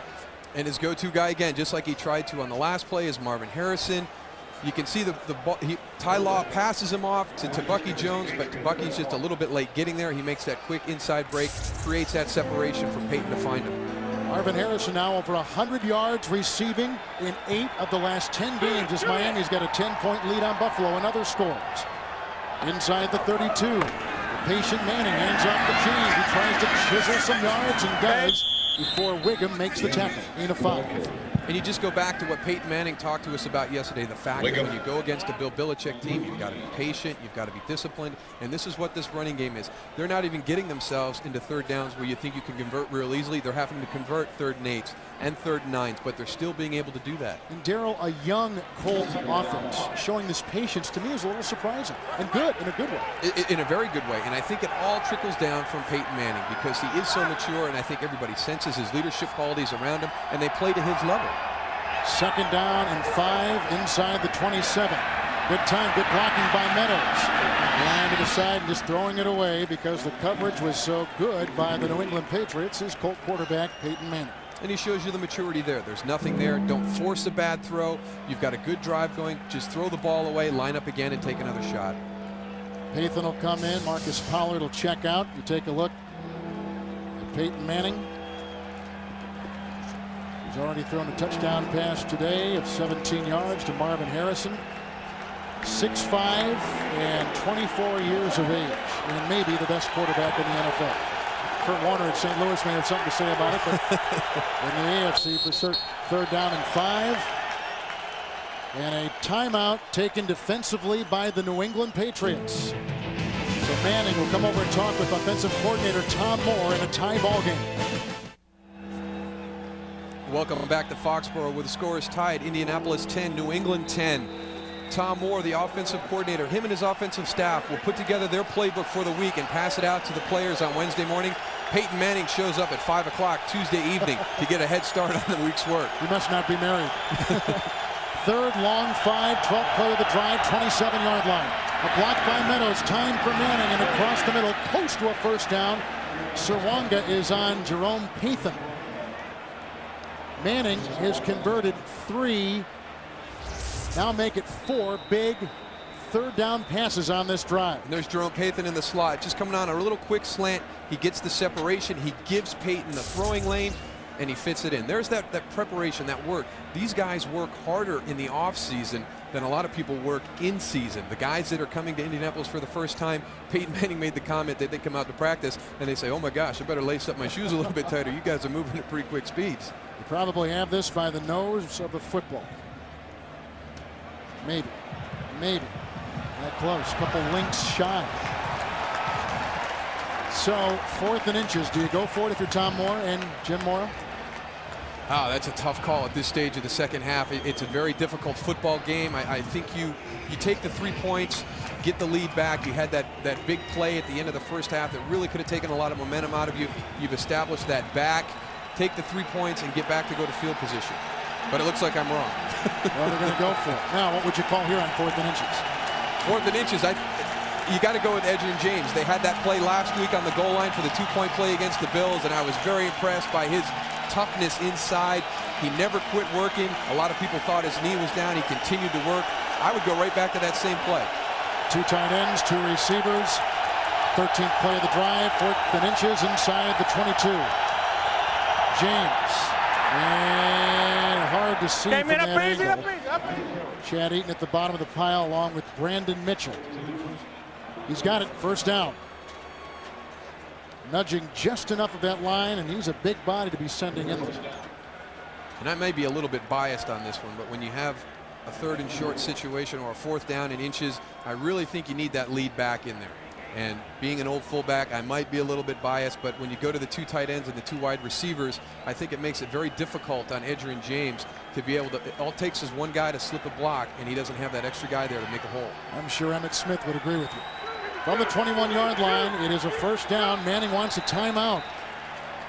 So now the Colts have 2, the Patriots have 2, with just under 8 to play here in the 3rd quarter in a tie ball game. We're tied at 10 in Foxborough. And this has been a critical drive for both teams. New England having the Hail Mary to score points to really change the complexion of the game coming out in the 2nd half. Indianapolis responding offensively with a great drive down to this point. But let's see what happens in the red zone. This is an area where New England struggles and Indianapolis excels. 21-yard line, 1st and 10 after the James 4th and inches 1st down acquisition. Good blocking. There goes Manning across the middle, and the pass is caught for the first time today by tight end Marcus Pollard. Teddy Bruschi makes the tackle after the gain of 4 by the tight end H-back.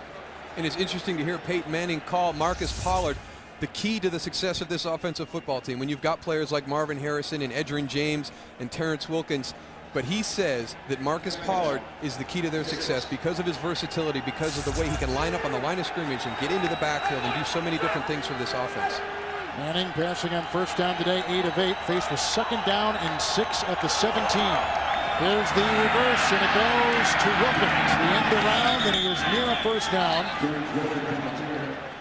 Flag is down on the play across the way at about the 15-yard line. It's against the Colts.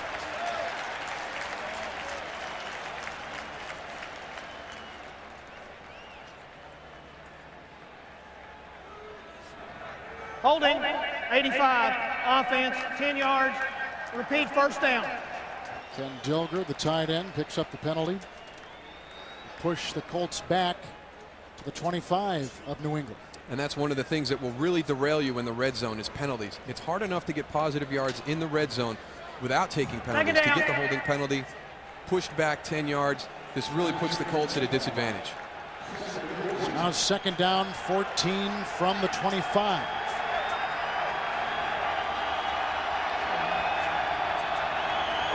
Four-man rush. Here comes Spires again. A wobbly pass is lassoed by Peyton. Tackled by Sawanga. Flag has been thrown at the point of impact at about the 17-yard line. Face mask, late hit. What do you think? I guess it could be unsportsmanlike conduct, unnecessary roughness. No. I mean, I really don't. I think if that's what they're thinking, they should pick that flag up, because I don't think that the receiver was off the playing field yet. Just a little incentive there at the end to throw him to the ground, making his point.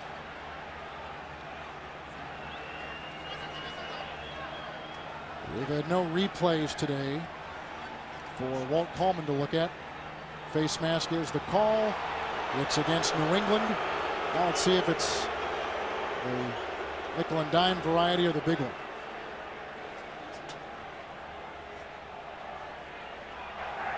Incidental face mask on the defense, 5 yards, repeat 2nd down. So they did catch a break there. That was an awful long discussion for an incidental face mask. You can see right here, they're still doing those it looks like it was right at the line of scrimmage. It wasn't even in the play involved with us. You could see, well, there's another one there. But incidental. Take your pick. Beasley, what do you have? Hey, it happened right at my feet. I'm standing right here, and 2 thoughts. When Peyton threw the ball, the receiver hadn't even broken out yet. I thought he was throwing the ball to me. I mean, that's the confidence that he has. And then number 2, that was incidental. It's a good call. The DB just wrapped him up and threw him out of bounds, and it was inadvertent. Back upstairs. All timing. All timing, and that's the precision that you get when you spend that time working in the offseason as much as these guys work together. 17th play upcoming from the 13. Colts have it. 2nd down and 2. Howard is on the move. Manning is in the shotgun. The handoff goes to James following Howard, but the defense right there. Ted Johnson closed the door for no gain for Edgerrin James. You can see right here, there's going to be one inadvertent face mask on the release here, and then there'll be another one at the end of the play. But there's the timing. There's the break. The ball is already in the air. That's great precision. It's such a feel, and you can only develop that feel through repetition, and that's what these guys are doing in the offseason, working together. 3rd down and 2. And the Colts at about the 13-yard line. Meadows a block, Manning to throw on the money. Peyton makes his third down reception on this drive. On 3rd and 2, he picks up 6. Serwanga makes the tackle. It's first and goal. We saw this earlier on a 3rd down play. He's just going up, bumping in the receiver, releasing inside. But the big part is he's creating that separation. He's given Peyton Manning that throwing lane to complete that pass. Peyton's had a good day, and of course we talk about Manning spreading the ball around. He's at James, he's at Dilger, he's at Pollard, Harrison, Peyton, Wilkins, he's at everybody. 1st and goal from the 7. James running outside. Dilger was the lead block, and then came Chris Slade and Otis Smith along with Larry Wiggum. And a gain on the play of about 2 near the 5. And this is one of the things that Jim Mora talked about. He really didn't feel confident in running the ball wide on this Patriot defense. And if you're going to be able to run the ball wide, you have to have a great block at the point of attack by the tight end. And Kent Dilger did a good job with Chris Slade last year, but it seems like this year that Chris Slade is getting the best of him today.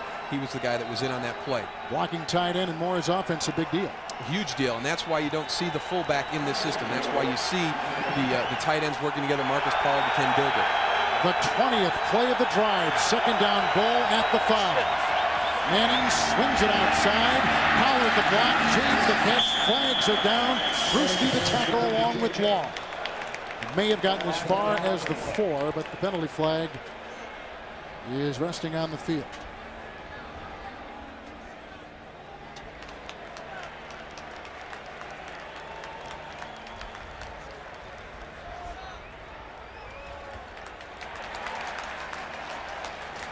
Another penalty against the Colts.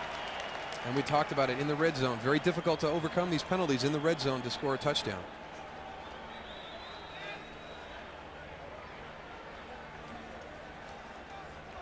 Interesting to see an offensive pass interference penalty called on a screen. Pass interference, 88, offense, 10-yard penalty, repeat 2nd down. Such a short pass, you wouldn't think so. Ball thrown behind the line of scrimmage. It's set up on timing. Marvin might have been just a little bit early on the contact, but that's one of those plays that's really touch and go. Beasley Reese, what do you have? Hey guys, that happened at my feet as well. The receivers, including Marvin Harrison, were blocking downfield before the ball was thrown. It's a timing play where you set it up on the quick screen. They were blocking downfield before the receiver caught it. Back upstairs. Thank you, Bees. 2nd down goal at the 15, 20th play of the drive.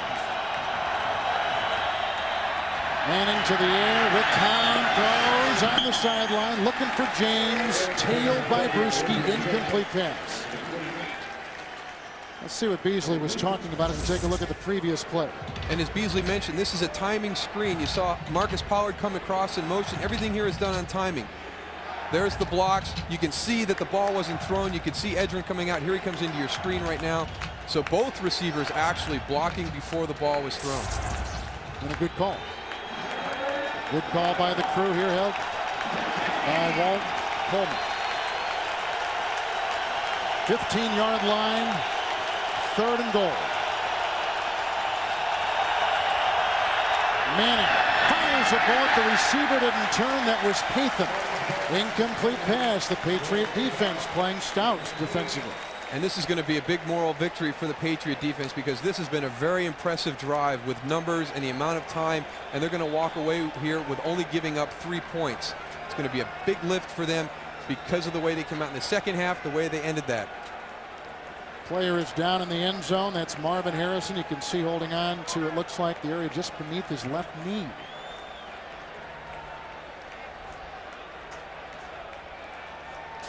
A touchdown pass. Of course, he part of that great receiver class of Keyshawn Johnson, Terry Glenn, Eddie Kennison, Eric Moulds at Buffalo. Incredible cast. And we have an injury timeout late third quarter. New England's defense holds the Colts out of the end zone. 33-yard try by Vanderjagt, who kicked a 33-yarder late in the first half. And this is perfect. He has made now 34 of his last 35 field goals. The confident Vanderjagt gives the Colts a 13-10 lead.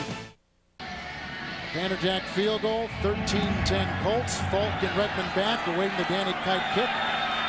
And it will be Falk at about the 5-yard line for New England. Whacked by Jim Finn and tackled by the reserve fullback Finn, the ex-Chicago Bear, and the last guy selected in the '99 draft. He's out of Pennsylvania. Well, the Colts offense has run 36 of the last 37 plays from scrimmage. We'll have to reacquaint ourselves with Drew Bledsoe. And the Patriots, 1st and 10. Falk is whacked by Coda. Picked up by Mark Thomas. Got a gain of 7 on the play as we send it off to 5th Avenue, our NFL Today studios in Jim Nance. All right, Kevin, staying inside the division. Bills at Miami, and the Dolphin defense doing it again. This time they stuffed Jonathan Linton. It's Jermaine Haley registering the safety. They've given up only 44 yards to the Bills so far and lead by a dozen. Let's go back to Kevin. Hand off, thank you, Jim, on 2nd down and 3.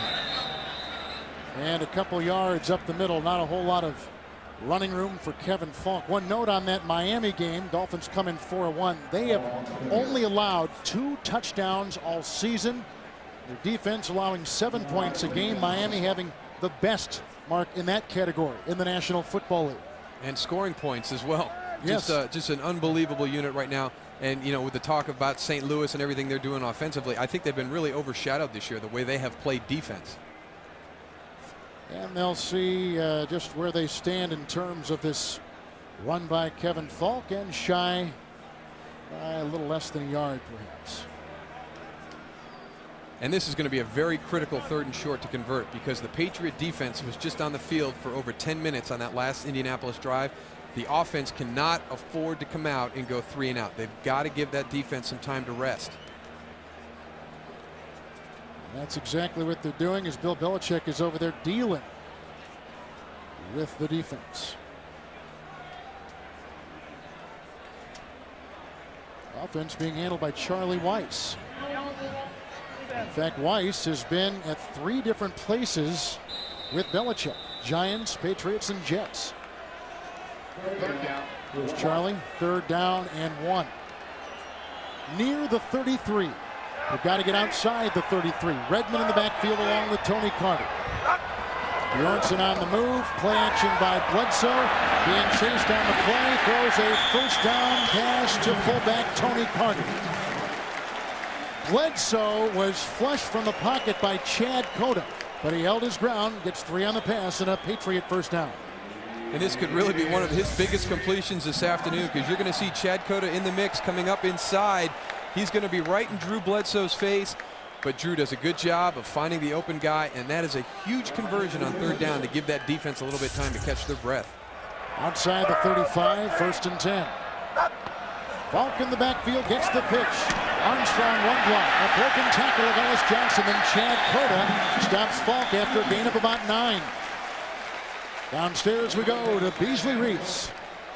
I have a report on Marvin Harrison. He has a cramp in his left calf. He will return. He was never in pain. I watched the trainers do deep massage. He's getting heat treatment right now. Will return back upstairs. And he is important, maybe because they've been spreading the ball out more. They've got more options on offense. Not the impetus of their offense, but nonetheless a very important guy. Miami on top. Pittsburgh in a surprise over the Jets. 3rd quarter there. 2nd down, 1 here from the 45. And it goes off to Falk, dancing his way into the secondary of the Colts and finally brought down by Chad Cota and also by Jason Belzer. A gain of 18, the best run today by New England. Bledsoe had one earlier in the game for 16. You can really see this offensive line really starting to get together. This is what it takes to be able to run the football effectively. You've got to know the guy next door to you. You've got to be able to have faith in him that everybody's going to do the same thing. And you're seeing that today. This is the best that they have run the football all season. You take a look at Damian Woody, a first-round pick a season ago from the Colt 37. 1st and 10. The flea flicker. Falk pitches it back. Bledsoe, who is being chased by Burris, throws it incomplete downfield to Glenn. 2nd down and 10. And here comes that corner blitz again. It gave him fits the whole first half. Bill Belichick talked about having problems with the one-man blitz, and they still haven't solved it. He's got Jeff Burris right in his face. There he goes, right off of Terry Glenn. It's a flea flicker, so there can't be an adjustment. It's one of those things where the play is called at a perfect time. You work the ball down to this point. You want to take a shot at the end zone with a gadget play, and they have a blitz that disrupts everything. And still Bledsoe has not thrown to Troy Brown today. 2nd down and 10. Dumps it across the middle, going underneath to Falk. 2nd and 10 play, picks up 5. And he is down to about the 32. But no Troy Brown, who was so much a part of last week's early offense in Denver. He really was, and it was so important for them to get out to that quick lead, to take that crowd out, and Troy Brown was able to do that for Drew Bledsoe. And on short passes, making some big runs after the catch, it's surprising not to see him a part of this offensive game plan yet today. J.R. Redmond is checked in, the rookie. 3rd-round pick out of Arizona State. 3rd down 5, 32-yard line of the Colts. Empty backfield for Bledsoe. You see a blitz? You empty your backfield, you're going to get blitzed. Here they come. Bledsoe quickly to the side. Pass is caught finally by Troy Brown. There they finally go to him. Crowd with all kinds of cheers there. A gain of 10 by Bledsoe to Brown. And this is the guy that a lot of people feel is the MVP for the Patriots the last 2 years. He does a lot in the return game. He's gotten himself into the starting lineup. And as you pointed out last week, a huge game to get them jump-started in Denver. This lengthy drive by New England comes after a 22-play drive by Indianapolis. Inside the 23, 1st and 10 for Bledsoe. Going outside, that pass is caught. A twirling grab made by Redmond, who flies down the sideline. He's inside the 5, a gain of 17. 1st and goal to go, New England Patriots. And New England does a good job finally of picking up that blitz, and they have the time to go out and find J.R. Redmond in the flat. Drew Bledsoe goes back. He's got the confidence that everything's going to be picked up, and there's J.R. Redmond just slipping out into the flat. Nobody there on him, and watch the effort at the end trying to get to that pylon to try and get that touchdown. Max Lane began the game today at right guard, but they have put in Asaya. 1st and goal inside the 3, 10th play of the drive. And it's Redmond again, who caught a touchdown pass last week in Denver. Lucky to get back to the line of scrimmage. And penetration on the goal line will kill your play. And you'll see on the left side of the offensive line, they had penetration. It forced J.R. Redmond to go to the other side. Charlie Weiss calling the plays, and a good look in orchestration so far. That's the end of the 3rd quarter with the score. Colts 13, Patriots 10. We'll return to Foxborough Stadium right after this message and a word from your local CBS station. With Daryl Johnson, Beasley Reese, Kevin Harlan, Foxborough Stadium at the 2. It is 2nd down and goal. A lengthy drive by Drew Bledsoe. Jason Anderson, number 67, is coming as a 3rd tight end. 11th play of the drive. Redmond in the backfield with Carter. The pump fake. Here comes Cota. The pass in the end zone. Caught by Bjornsson.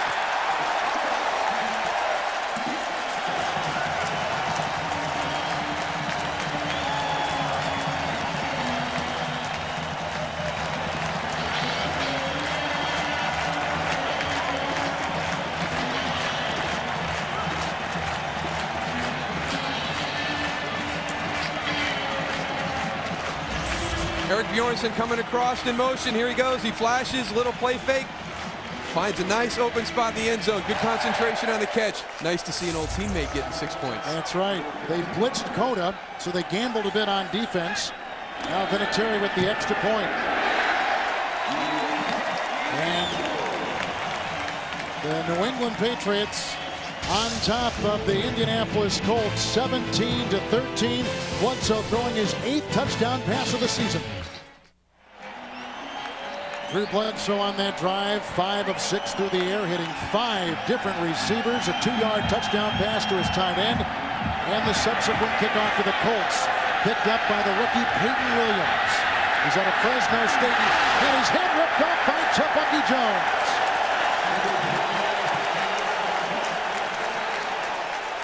Let's go back to the touchdown pass by Bledsoe to Bjornsson. We got an opportunity to see the catch, but watch the throw by Drew Bledsoe. You talk about a little savvy from your quarterback. He's got Chad Cota right in his face. Watch this throw. It is very unconventional, but it is unbelievable. That's just, you can't improvise any better than that. That's just a great play by Drew Bledsoe. Bledsoe had 4 touchdowns last week. Now let's see how Manning will counter from the 16. First down and 10 yards to go. The fake to James. Buys him time. Here comes Mitchell. There goes the pass. Flag is thrown. Incomplete. Wilkins was in his sights.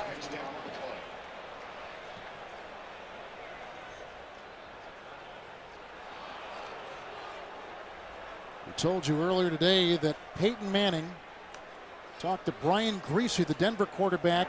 Holding, 24, defense, 5 yards, automatic, first down. On the foul because New England played Denver last week and wanted some hints on how he could attack the Patriots today. And here we'll see this last play. You can see the hold right there. It's early in the route.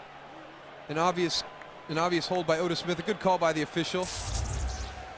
All the penalties for the Patriots today, which number 4, all on the defense.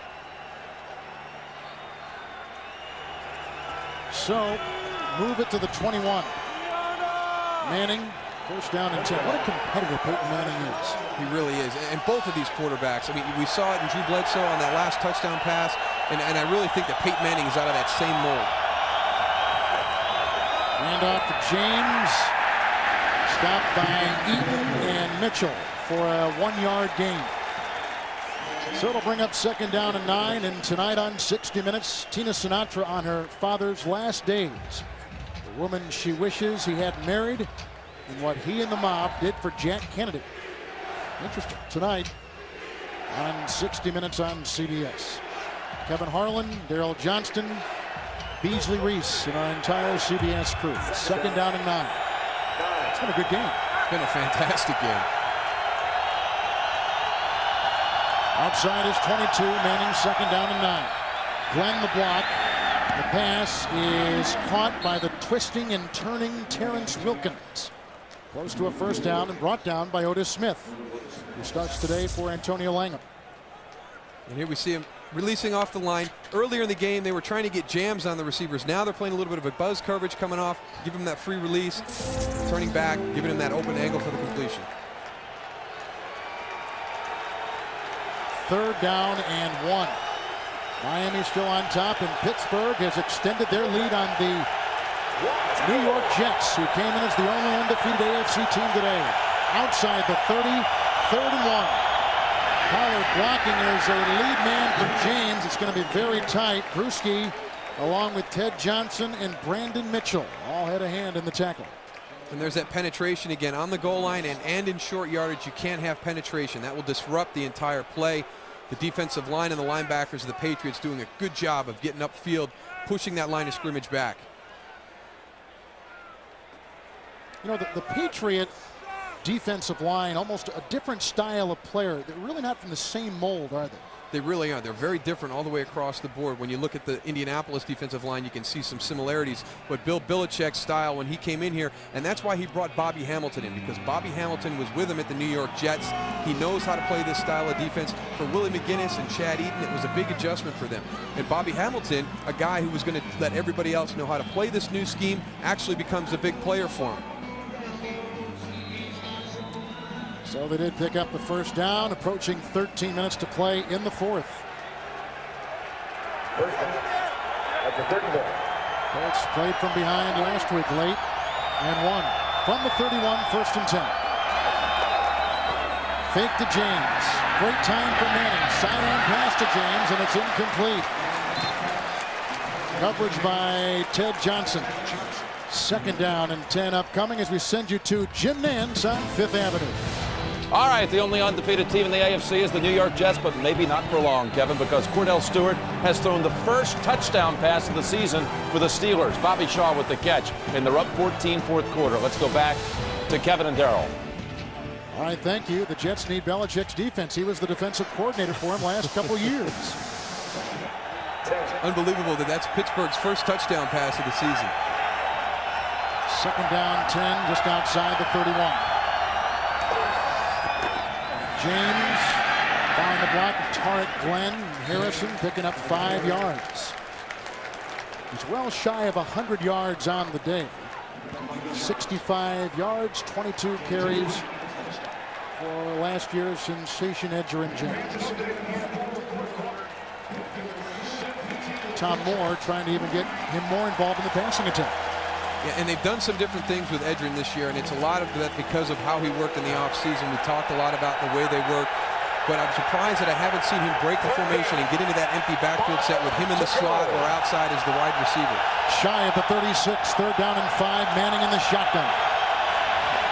Here comes Spires again. He's hounded Manning all day long in the pass with a flag thrown, bobbled and incomplete to Jerome Pathan. He was in a thicket of Patriot defenders. Flag is down to Bucky Jones. Was just one of the 3 around him. Hold against New England. Another Patriot defensive penalty. That'll be number 5. Boy, when you work that hard to keep this offense from converting a 3rd down. 24, defense, 5 yards, automatic, 1st down. 24 is the beleaguered Ty Law. And you just turn around and give it to him on a penalty. You see Ty Law here. Law was beaten in the 1st quarter on a touchdown pass to Harrison. And kind of an obvious one right there. Kind of interesting what Marvin Harrison did to him. He came out like he was coming off the ball, stopped, and when he went to go back, Ty really had no choice but to get a handful of jersey. Outside the Colt 40, they've got it 1st down and 10. Shy of the 41. James. Stacked up again. Otis Smith. 11 years out of Missouri. He's played for the Eagles, Jets, Patriots, Jets, and he's the kind of guy that you talk about Bobby Hamilton extending the feel of the Jet defense here to New England. Here's another guy he brought in to usher in the changeover. And Otis Smith starting today for Antonio Langham. That's how much he brings to the defense, the knowledge that Bill Belichick wants to do in his different schemes. And he's one of the guys that the other people in the secondary can look to, just like the defensive lineman can look to Bobby Hamilton. Good day for Smith. 2nd down 11. Colts at their own 40. Approaching 11 minutes to play. Pocket crumbles. Here goes Manning. Has to get past midfield. A flag has been thrown. Tackle was made by Malloy and by David Nugent, who is a rookie. In fact, now a couple pieces of yellow on the field.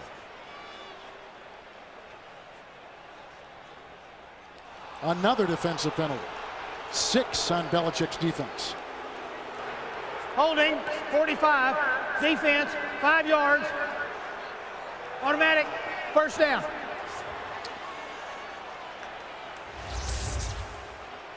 Here's Otis Smith right here. They're getting beat quick at the line of scrimmage with the little moves, and then they're reaching and grabbing. And you know, we talked about the switch-ups. They were coming up and jamming, then they were buzzing off and letting them with the easy release off the line of scrimmage. And that time, Otis coming up to give a jam at the line of scrimmage, misses him, but he grabs the shirt for 1st down. Inside the 48 of the Patriots. Colts 1st down and 10. The fake to James.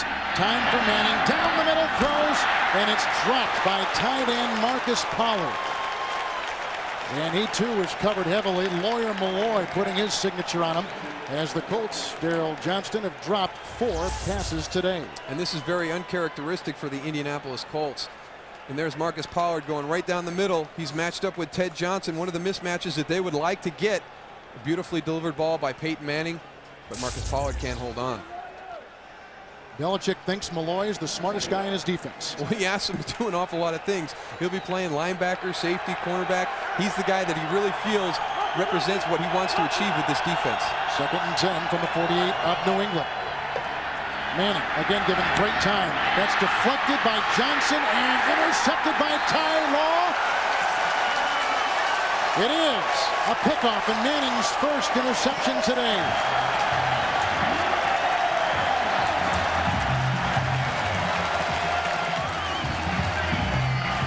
First turnover of the game.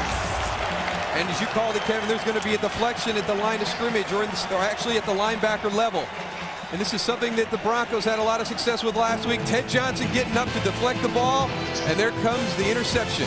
And the Patriots lead 17-13. Kevin Harlan, Darrell Johnston, Beasley Reese, and Foxborough. You can see AFC East, maybe the deepest division in football. Jets are losing. Miami is winning. Colts are losing. Buffalo down to Miami, and New England on top here by 4. By far the most competitive division in the NFL. On the 39-yard line, first down and 10. Bledsoe play action. Good block by Grant Williams. Buys time and a pass outside for Glenn. That's a gain of 14 yards to Terry Glenn. First down. We'll see if New England can deliver a knockout punch here on this drive. The defense went out, got the big turnover, put them in good field position. This is a huge drive for the New England Patriots offense to get down there. Terry Glenn starting it off right here with a little inside move and then breaking back out to the sideline. Glenn with a couple receptions today. First down and 10 inside the Colt 47. Bledsoe gives it off to Falk, and he's tripped up and taken down by Ellis Johnson. We haven't talked about 62 Ellis Johnson very much, a former first-round pick out of Florida. Gain of about a yard on the play. And Indianapolis just continues to play strong defense. You mentioned Ellis, and Chad Bratsky, another player we really haven't talked much about today. The big people in this Indianapolis Colts defense, that's why this is such a good team, because they don't have a lot of superstars. They've just got a lot of guys that play really well together. Bratsky, we just saw him. He plays at a high level every play. 2nd down 9 inside the 46. Play action to Falk, who gives a block to Bledsoe. That buys him time to hit Glenn downfield for a first down. Tackled by Burris. It's a gain of 16 yards. Terry Glenn wears that protective shield because of an eye injury in 97. And both of the receivers now getting into the flow. We talked about Terry Glenn not being involved, having 2 big catches already on this drive. Getting back to that short passing game that was so effective for him in Denver last week, and the receivers doing a good job of running after the catch. Glenn taking more of a leadership role on this team. Bledsoe has hit his last 6 from the Colt 30 and Falk in the backfield. 1st and 10. 2 timeouts for both teams. Outside, there's Terry Glenn again. Another grab. He came in 2 today as the 4th leading receiver in the AFC. Picks up 9, but leadership now. He thinks, I guess, in his 5th year that he needs to exude a little bit more of a voice with this ball club. And I think it's a question of a guy finding his place on the team. You can't come in immediately and be a vocal guy. But Terry Glenn, now entering his 5th year, feels that it is his position to step up on the offensive side of the ball, along with Drew Bledsoe, and assume some leadership responsibilities. 2nd down 1, near the 21. Bjornsson, who caught a touchdown pass earlier on the move, offers a block, and here comes Redmond, tackled by Ellis Johnson. Tennessee leading Cincinnati in the 4th quarter. Bengals still winless, and Philadelphia on top of Washington. Deuce Staley is out, so they're having to go some other directions with their running attack. And Detroit giving Green Bay all they can handle. Detroit has won 6 of the last 7 over the Packers in Pontiac. Chicago, I thought they'd be better than 1-4. I think a lot of people felt that Chicago would be a competitive team this year. Near the 22, 3rd down and 2 for Bledsoe. You see a Bledsoe? No. Looks like Mike Peterson's coming. Here he comes, picked up by Falk. There's the pass, caught, dropped. Troy Brown had it and was drilled on the play by Ray Burris. Incomplete pass. And that's one of those plays that'll keep you from stretching out for a pass a little bit later in the game. You can see him here in the slot. He's coming out. They've got a blitz. This is an adjustment, but a great play by Jeff Burris to pass his man up after he sees the ball thrown and puts a lick on Troy Brown. So the Colt defense holds. It's a fake, and Lee Johnson goes outside, and it's caught by the tight end Bjornsson, who picks up a first down. The Colts were still trying to align their field goal unit.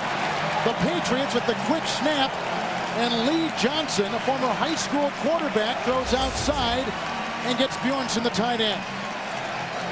You can see right here, there's nobody out there with Eric Bjornsson. Little rope-a-dope right there. Looks like they're struggling to get their field goal team on. Eric Bjornsson with 2 big plays in this half. Interesting call by Brad Seeley, the special teams coach of New England. First and goal at the 4. The fake to Bledsoe to the end zone, tapped, ricochet, touchdown. What a catch by Glenn.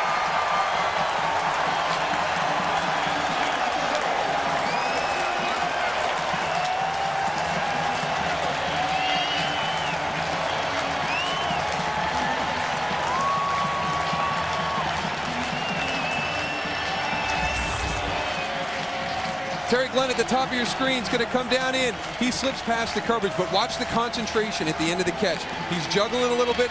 Look at the athletic ability to get the feet back in bounds. That is absolutely sensational.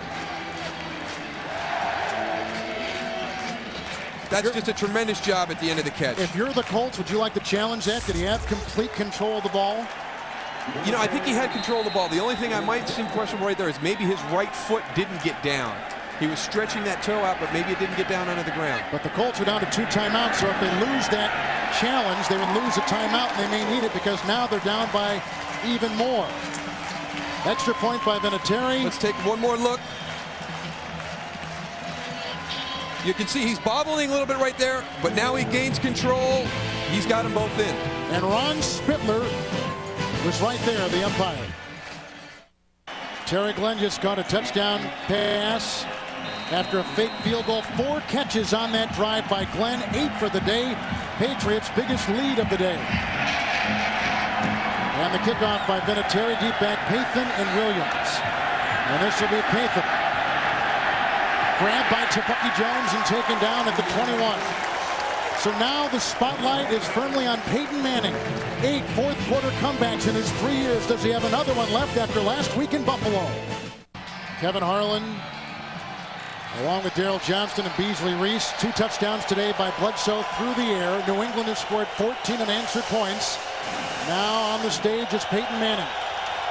First down and 10 at his 21. Down 24-13. Here comes McGinnis.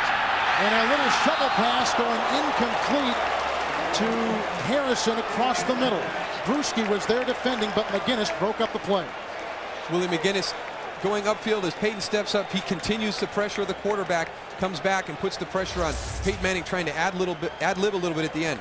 Here's Willie coming upfield. Great bull rush. Just drives the tackle all the way back into the pocket and still able to come back underneath. Adam Meadows, a guy who's been battling pneumonia all week, out there playing his heart out. Manning is faltering a bit, only 1 of his last 7. Second down 10 from his own 21. Going outside here, bobbled and dropped by tight end, normally the reliable Ken Dilger. Incomplete pass. And tonight on 60 Minutes, Tina Sinatra on her father's last days. The woman she wishes that her dad hadn't married, and what he and the mob did for Jack Kennedy. Tonight on 60 Minutes, followed by the season premiere of Touched by an Angel and the CBS Sunday night movie Personally Yours. All tonight on CBS. 3rd and 10. 6 defensive backs in for New England. From the 21 for Manning. With time, fires it, drops again.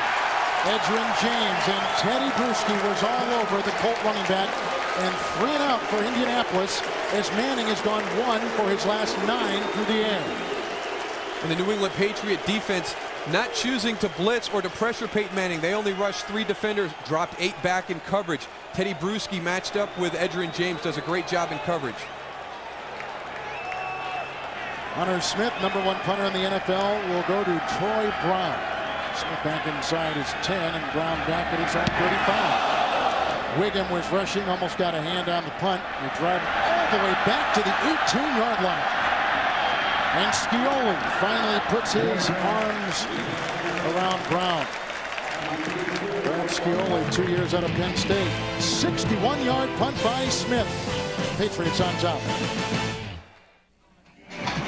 Back in Foxborough, Patriots on top, 24-13. Kevin Harlan alongside Darrell Johnston. All right, the Patriots have scored 3 touchdowns the last 3 possessions. What about the Colts here? The Colts defense has to come out and make a 3-and-out stop. They've got to get the ball back to their offense. They need 2 scores to get back into this football game. First down and 10 yards to go for Bledsoe, being chased by Ellis Johnson. Goes down the sideline, incomplete, zeroing in on Glenn, who is covered on the play by Tyrone Poole. Second down and 10. Bledsoe in the second half has been great. Touchdown, possession, each of the 3. Bledsoe in the second half, 9 of 12 with 2 of those touchdowns. And that Hail Mary at the end of the first half really changed the complexion of this football game. Actually, the combination of the defensive stop and then the great return and Hail Mary really gave New England a tremendous amount of confidence coming out this second half. On the 33, second down and 10. J.R. Redmond, a block from Armstrong, and then wrapped up by Bransky. Gets out to about the 37-yard line, picking up 4. And even the wide receivers getting involved in the blocking game here. A little toss sweep with a crackback and the tackle getting out in front. But this is what the Patriots want to do. They want to stay in bounds. They want to take time off this clock. This is going to be an important third down for them to convert at. But to be able to run the football, if you catch the ball, stay inbounds, make the Indianapolis Colts either take a timeout to stop that clock or lose their ability to have more time. Redskins came back to tie Philly, and Detroit stomping on Green Bay. Saw Pittsburgh leading handily over the Jets. Third down 6 from the 37. Blocked by Redmond. The blitz is on. The pass goes errant, incomplete. Really not a receiver within 10 yards. Tony Blevins. And a guy over there. 3-and-out for the New England Patriots. Well, the Indianapolis Colts defense does their job by going 3-and-out, but that same blitz that has been giving Drew Bledsoe and the Patriot offense problems all day long, that corner blitz coming from the outside, they really have not adjusted to that throughout the course of the football game. Wilkins deep back inside the 25 for Indianapolis. You see Lee Johnson set the punt from about his own 25. Johnson number 3 all-time in number of punts. 16 years in the NFL, and a nice first down pass on a fake field goal earlier in the game. Fair caught back at the 20 by Wilkins. 43-yard punt by 38-year-old Lee Johnson. That's Jim Morgan up his sleeve. Oh no, they were able to pull one out last week, but I tell you, this is some dire straits right here. Just a little over 5.5 minutes left in the game, and they need 2 scores. 2 timeouts for the Colts. 2 timeouts for the Patriots from the 21, first and 10. Here comes Henry Thomas. Manning wisely throws it away. Up at the 10. Gilger on the side, incomplete. And Henry Thomas getting the pressure here. Willie McGinnis walking up. Look at the spin move by Henry Thomas. I mean, the athletic ability of these big defensive linemen nowadays is just so impressive. Seem to change their defensive front every week, a la Belichick's expertise in defense. And that's why Peyton Manning had to spend so much time in the film room this week. He saw something different every week and knew that he was going to have something new for him today.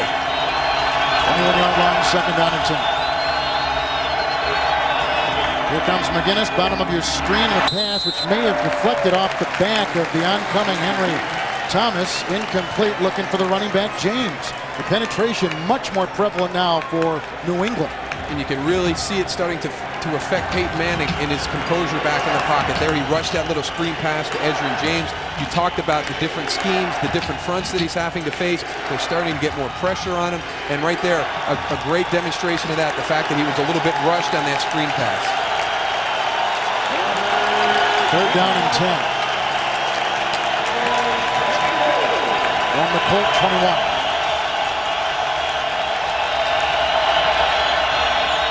Manning trying to hold off McGinnis, winds up, going deep and intercepted for a second consecutive week to Bucky Jones. gets a block, and Katzenmoyer is finally doused at the 42-yard line of Indianapolis. Manning throws his second interception of the day. And to Bucky Jones, who had his first career interception last week at Denver, picks up one for a second consecutive week. And he gives, on top of that, the Patriots outstanding field position. And this could be a position right here where you're trying to make too much happen when you have a little bit of time left. You can see that he's double covered at the end of that play. Peyton Manning was flushed out of the pocket. You will see right here as the pressure comes in, he's going to step to his left. I think he's just trying to make something happen here. It's late in the game. An ill-advised throw. There's great coverage on that play right there. Similar to what happened in the Oakland Raider game earlier this year when they came back and beat Indianapolis. He tried to make a big play at the end of that 2-minute situation. Colts haven't won here since 1995. On the 42, 1st and 10. Rookie J.R. Redmond. Nice block by Isaiah, and that gets him a first down. Max Lane started the game at right guard. He was quickly yanked by Isaiah. 72, the right guard, who had a nice lead block right there for the rookie J.R. Redmond. And we talked about at the top of the broadcast the fact that the offensive line was really finally starting to gel, and I was really surprised to see Max Lane in the lineup because all the talk this week was how well they had played last week, and they really felt that was because they had 3 weeks to start playing together, to gel as an offensive unit. So I was surprised to see Max in there, and I'm not surprised to see the change. For the 14-yard gain on the 28, 1st and 10. Redmond cracked by Jason Belson. Game at 3. New England has 120 yards rushing today. That's been a big factor for their success. Bledsoe 2 touchdown passes. And coming up next, most of you will see the Oakland Raiders at San Francisco. Other games, Denver, San Diego, Carolina hosting Seattle, Cleveland at Arizona. All next on Doubleheader Sunday on CBS. Now down to the 25-yard line, each team with 2 timeouts left. 2nd down and 7.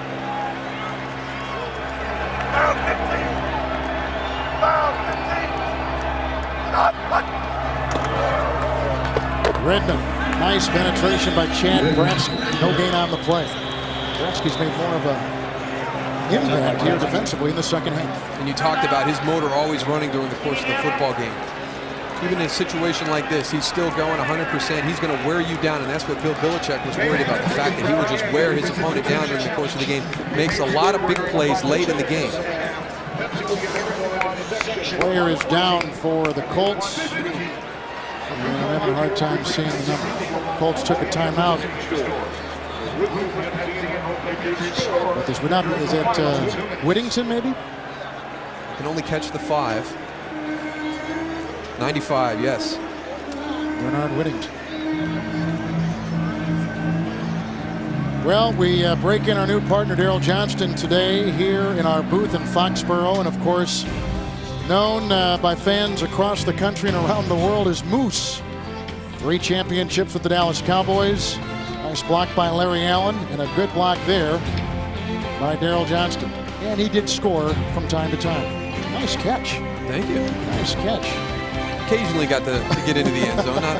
I kid Emmett about it. The difference in the amount of touchdowns we've scored as a halfback and a fullback. I think there's about 137 touchdown difference. Michael Bishop is in, 3rd down and 7. Outside the 25, Bishop threw a touchdown pass earlier in the day. Being chased by Josh Williams. Evades him. As he runs outside, he is finally brought down by Cornelius Bennett, 97. Not a great design play. It didn't really work out that well, but the one thing that Michael Bishop did, he was very smart. He stayed in bounds. He didn't throw the incomplete. He didn't force anything.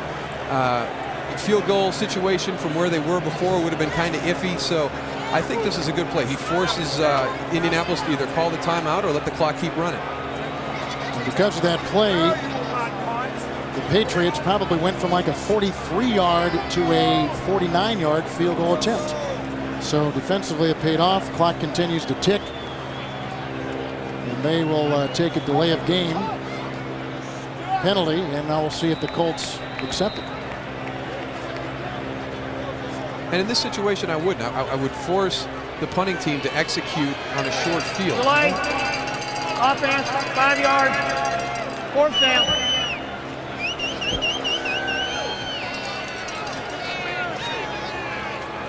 Johnson has had a good day punting.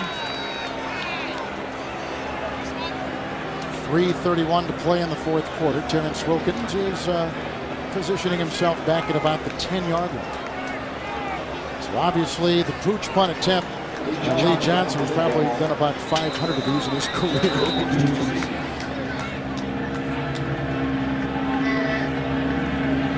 If he does pin the Colts back, it would really put a nice finish. And this one is going to be inside the 10, and then off the fingertips of Wiggum, and ricochets into the end zone. Bucky Jones was there as well, 36-yard punt. Had they caught it, it would have been down. I thought Wiggum was the one to touch it. And just a little bit of miscommunication. Both guys trying to make that play there, bumping into each other. That ball goes in. That's kind of a big play right there, because you're looking at 1st and goal at the 2 as opposed to, or 1st and 10 at the 2 as opposed to 1st and 10 at the 20. Well, we came into today saying there are a couple games every season that will define a team. The Colts felt that. Last week's win at Buffalo was one of them for them. The Patriots were hoping the same for their win last week at Denver, and as it's turning out, indeed, it may have had ramifications beyond last week. On the 21st and 10, Colts have one timeout. Manning throwing a pass, caught by Peyton. Forward progress takes him up to the 24 on a gain of 4. And they will give them anything they want underneath. They will let them complete the short passes. They will keep the offense inbounds, keep that clock running. The one thing they don't want to do is let them complete sideline outs or anything deep at this point. 6 defensive backs, 2nd down, and 6. Manning fires a pass, almost picked off on the play by nickel linebacker Andy Katzenmoyer. It seems to be a role he is thriving in as a nickel back. And you don't expect a guy of Andy Katzenmoyer's size to be your nickel linebacker, but what a great job right there, because he had an open lane to Marvin Harrison.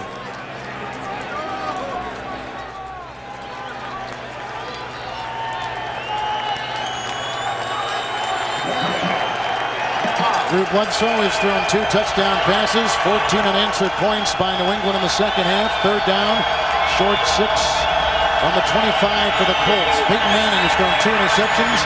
And this pass floating, caught by Edgerrin James down the side and out of bounds. Banged out of the play by Bucky Jones. A gain of 31, stopping the clock with 2:45, and the Colts trying to nurse one timeout. I was impressed by the pass that Drew Bledsoe made for the touchdown to Eric Bjornsson, but this one is even better than that. He's got pressure in his face, he's going backwards, and he's able to lead Edgerrin so he catches his ball in stride.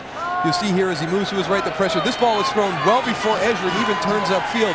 He doesn't even have to break stride to make that catch. That is an unbelievable throw. On the Patriot 44, 1st down and 10. Playing with the block in time for Manning, and the pass outside to Wilkins. A seductive move on Antoine Harris, a rookie, and finished off by Katzenmoyer.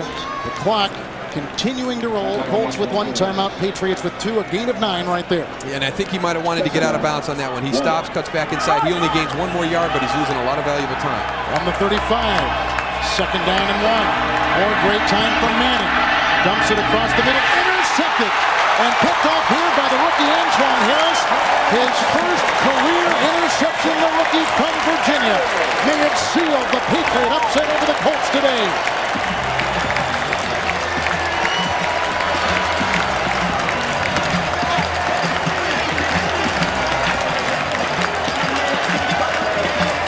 Interceptions of Colt quarterback Peyton Manning. And again, it's the pressure by the front. And they're only rushing 3 guys. They're dropped. Well, there's a 4th guy. I apologize. There's the pressure. He steps up. He tries to throw a touch pass. He's not going to get a lot of zip on that ball.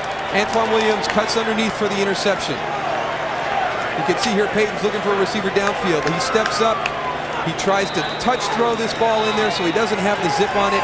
He's able to undercut the receiver and make the interception. Coming in, one of the storylines today, the Bill Belichick defense against Peyton Manning. Belichick known for his expertise in the defensive side. The rookie J.R.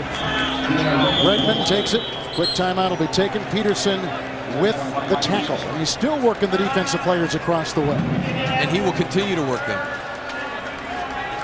It goes back to what Beasley talked about in the first half of the football game, that they were making adjustments. This has been a big chess match between Tom Moore and Bill Belichick, and Peyton had told us about how you had to be disciplined and patient because he's going to give you so many different things, and you just knew that coming into this game that he knew it wouldn't be like last week. There was going to be a lot of different things that were going to transpire. We saw Peyton Manning, 3 interceptions today, all in the second half. That ties a career high. Looks like the Patriots are alive, and let's take a look. The Jets have lost. Tennessee's about ready to beat Cincinnati. Miami was on top, and you see a tie. Washington's come back to tie Philadelphia late in the fourth quarter there. Detroit all over the Packers, will drop to 2 and 4. Second down and 11 from the 30. And a big hole slithering through is J.R. Redmond. Jason Belzer makes the stop, which will take us to the 2-minute warning. The New England Patriots have beaten the Indianapolis Colts 7 of the last 8 games, make it 8 of 9. 2-minute warning. Manning's 3 interceptions have fueled the New England Patriots today outside the 36. 3rd down and 5. Bledsoe with the rookie in the backfield, Redmond. And a pass outside incomplete, looking for Tony Simmons. Not only returned a kickoff 39 yards, but caught a desperation Hail Mary 44-yard touchdown pass at the beginning of halftime. And his time was running out. 0-0 on the clock. He caught it from Michael Bishop, and you can see the standings coming into today. Miami has won. The Jets have lost. The Colts are racing for their 2nd loss of the season. Looks like the New England Patriots are edging their way back into this race. And the big thing is their next opponents are all divisional opponents over the next 3 weeks with the bye. They have the Jets, they have Indianapolis again, then they get their bye, and then they have the Buffalo Bills. So they can really get back into the thick of things in the AFC East. Lee Johnson's punt is away, landing at the 30, and Bucky Jones and Larry Wiggum will down it at the 21-yard line. Colts, unlike last week when they had all 3 of their timeouts, 68 seconds with which to work, and within striking distance of Buffalo, Manning has no timeouts, down by 10 with 1:46 to play.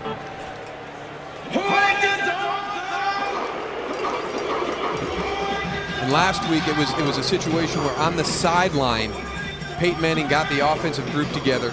He spoke to them, hey, if we go out there this time and the defense doesn't hold, they give up the points, I want to be ready to get back out on the football field. A much different scenario this week, but he has been pushing too hard in the last 2 drives. We'll see if he's a little bit more patient, but I think the time has run out on that. Let's say down by 10, down by 11. 1st and 10. Drop ball, another drop pass, this time by Edgerrin James. They've had a lot of drop balls today. 6 by our unofficial count up here. And it's been very uncharacteristic for the Indianapolis Colts in the second half. The interceptions by Peyton Manning, the drop balls, and they have been throughout the offense. Ken Dilger, Marcus Pollard, Edgerrin James, people that you wouldn't expect. The big players need to rise up in these situations, and it seems like they've been very uncharacteristic of the way they've played. Colts who have turned it over 3 of the last 4 possessions. 2nd down and 10 outside. Bass caught for a 1st down by Marvin Harrison. Gain of 12. Patriots next 8 games. And here you can see that schedule we were talking about. The fact that their next 3 games are within the AFC East. Right here, they can really play themselves back into this divisional race. A very difficult 0-4 start, but with these next 3 divisional games, they can get right back into this race. 33-yard line, 1st and 10. Pass caught by Pathan.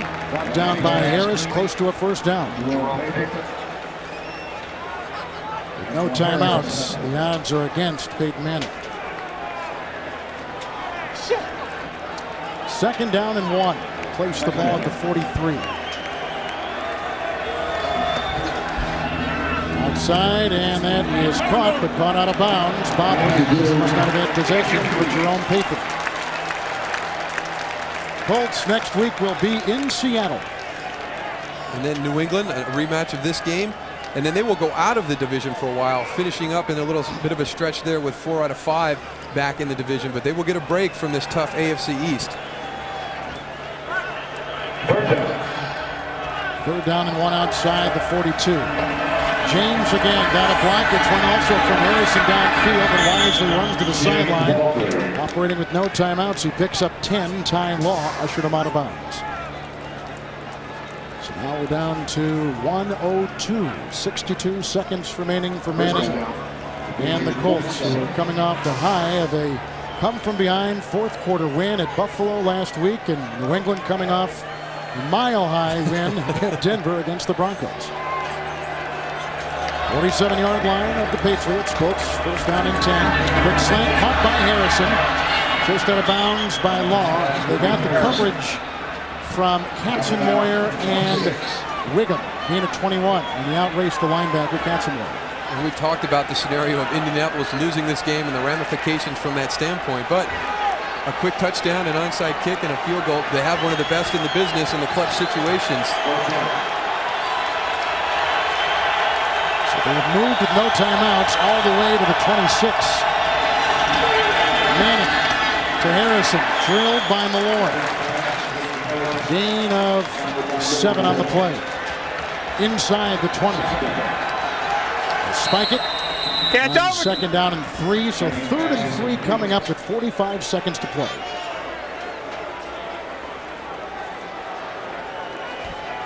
A lot of times in these 2-minute situations, you get a little bit complacent. Even though you have to score twice, the defense will sit there and be a little bit complacent, let them come down the field a little bit too quickly. They played so much better the last 2 situations. They were in the hurry up. Now, the sense that, hey, the game is over with, but with the weapons that Indianapolis has, I don't think you're ever safe. On the 20, 3rd down and 3. Here comes the rush. Manning from the pocket, flushed, and Harrison, I think, is shy of a first down. Let's see where the spot is. He did get out of bounds, stopping the clock at 41 seconds. And they'll have to bring the chains, I assume, from the far side. Yes, they will. They'll bring them across the field to get a more accurate measurement. We've had some interesting things happen in this game. A fake field goal by New England. And the snap came to holder Lee Johnson. He threw to Eric Bjornsson on 4th down, and they got a first down, and they eventually went in on a touchdown pass from Drew Bledsoe. And then just before halftime, with literally no time remaining on the clock, Michael Bishop came in with 5 receivers and hoisted a Hail Mary pass that was caught on a jump ball in the end zone by Tony Simmons. And was short by just that much of a first down. Bledsoe has thrown 2 touchdowns today. Here's the fake we were talking about. The 16-year veteran Lee Johnson hits the wide open Bjornsson. And then, as time was winding out and 0 is on the clock, this is what Michael Bishop in his first career NFL pass was throwing into. And the jump ball caught by Tony Simmons. Tony Simmons had put them in position to do that Hail Mary with a very heads-up play on special teams.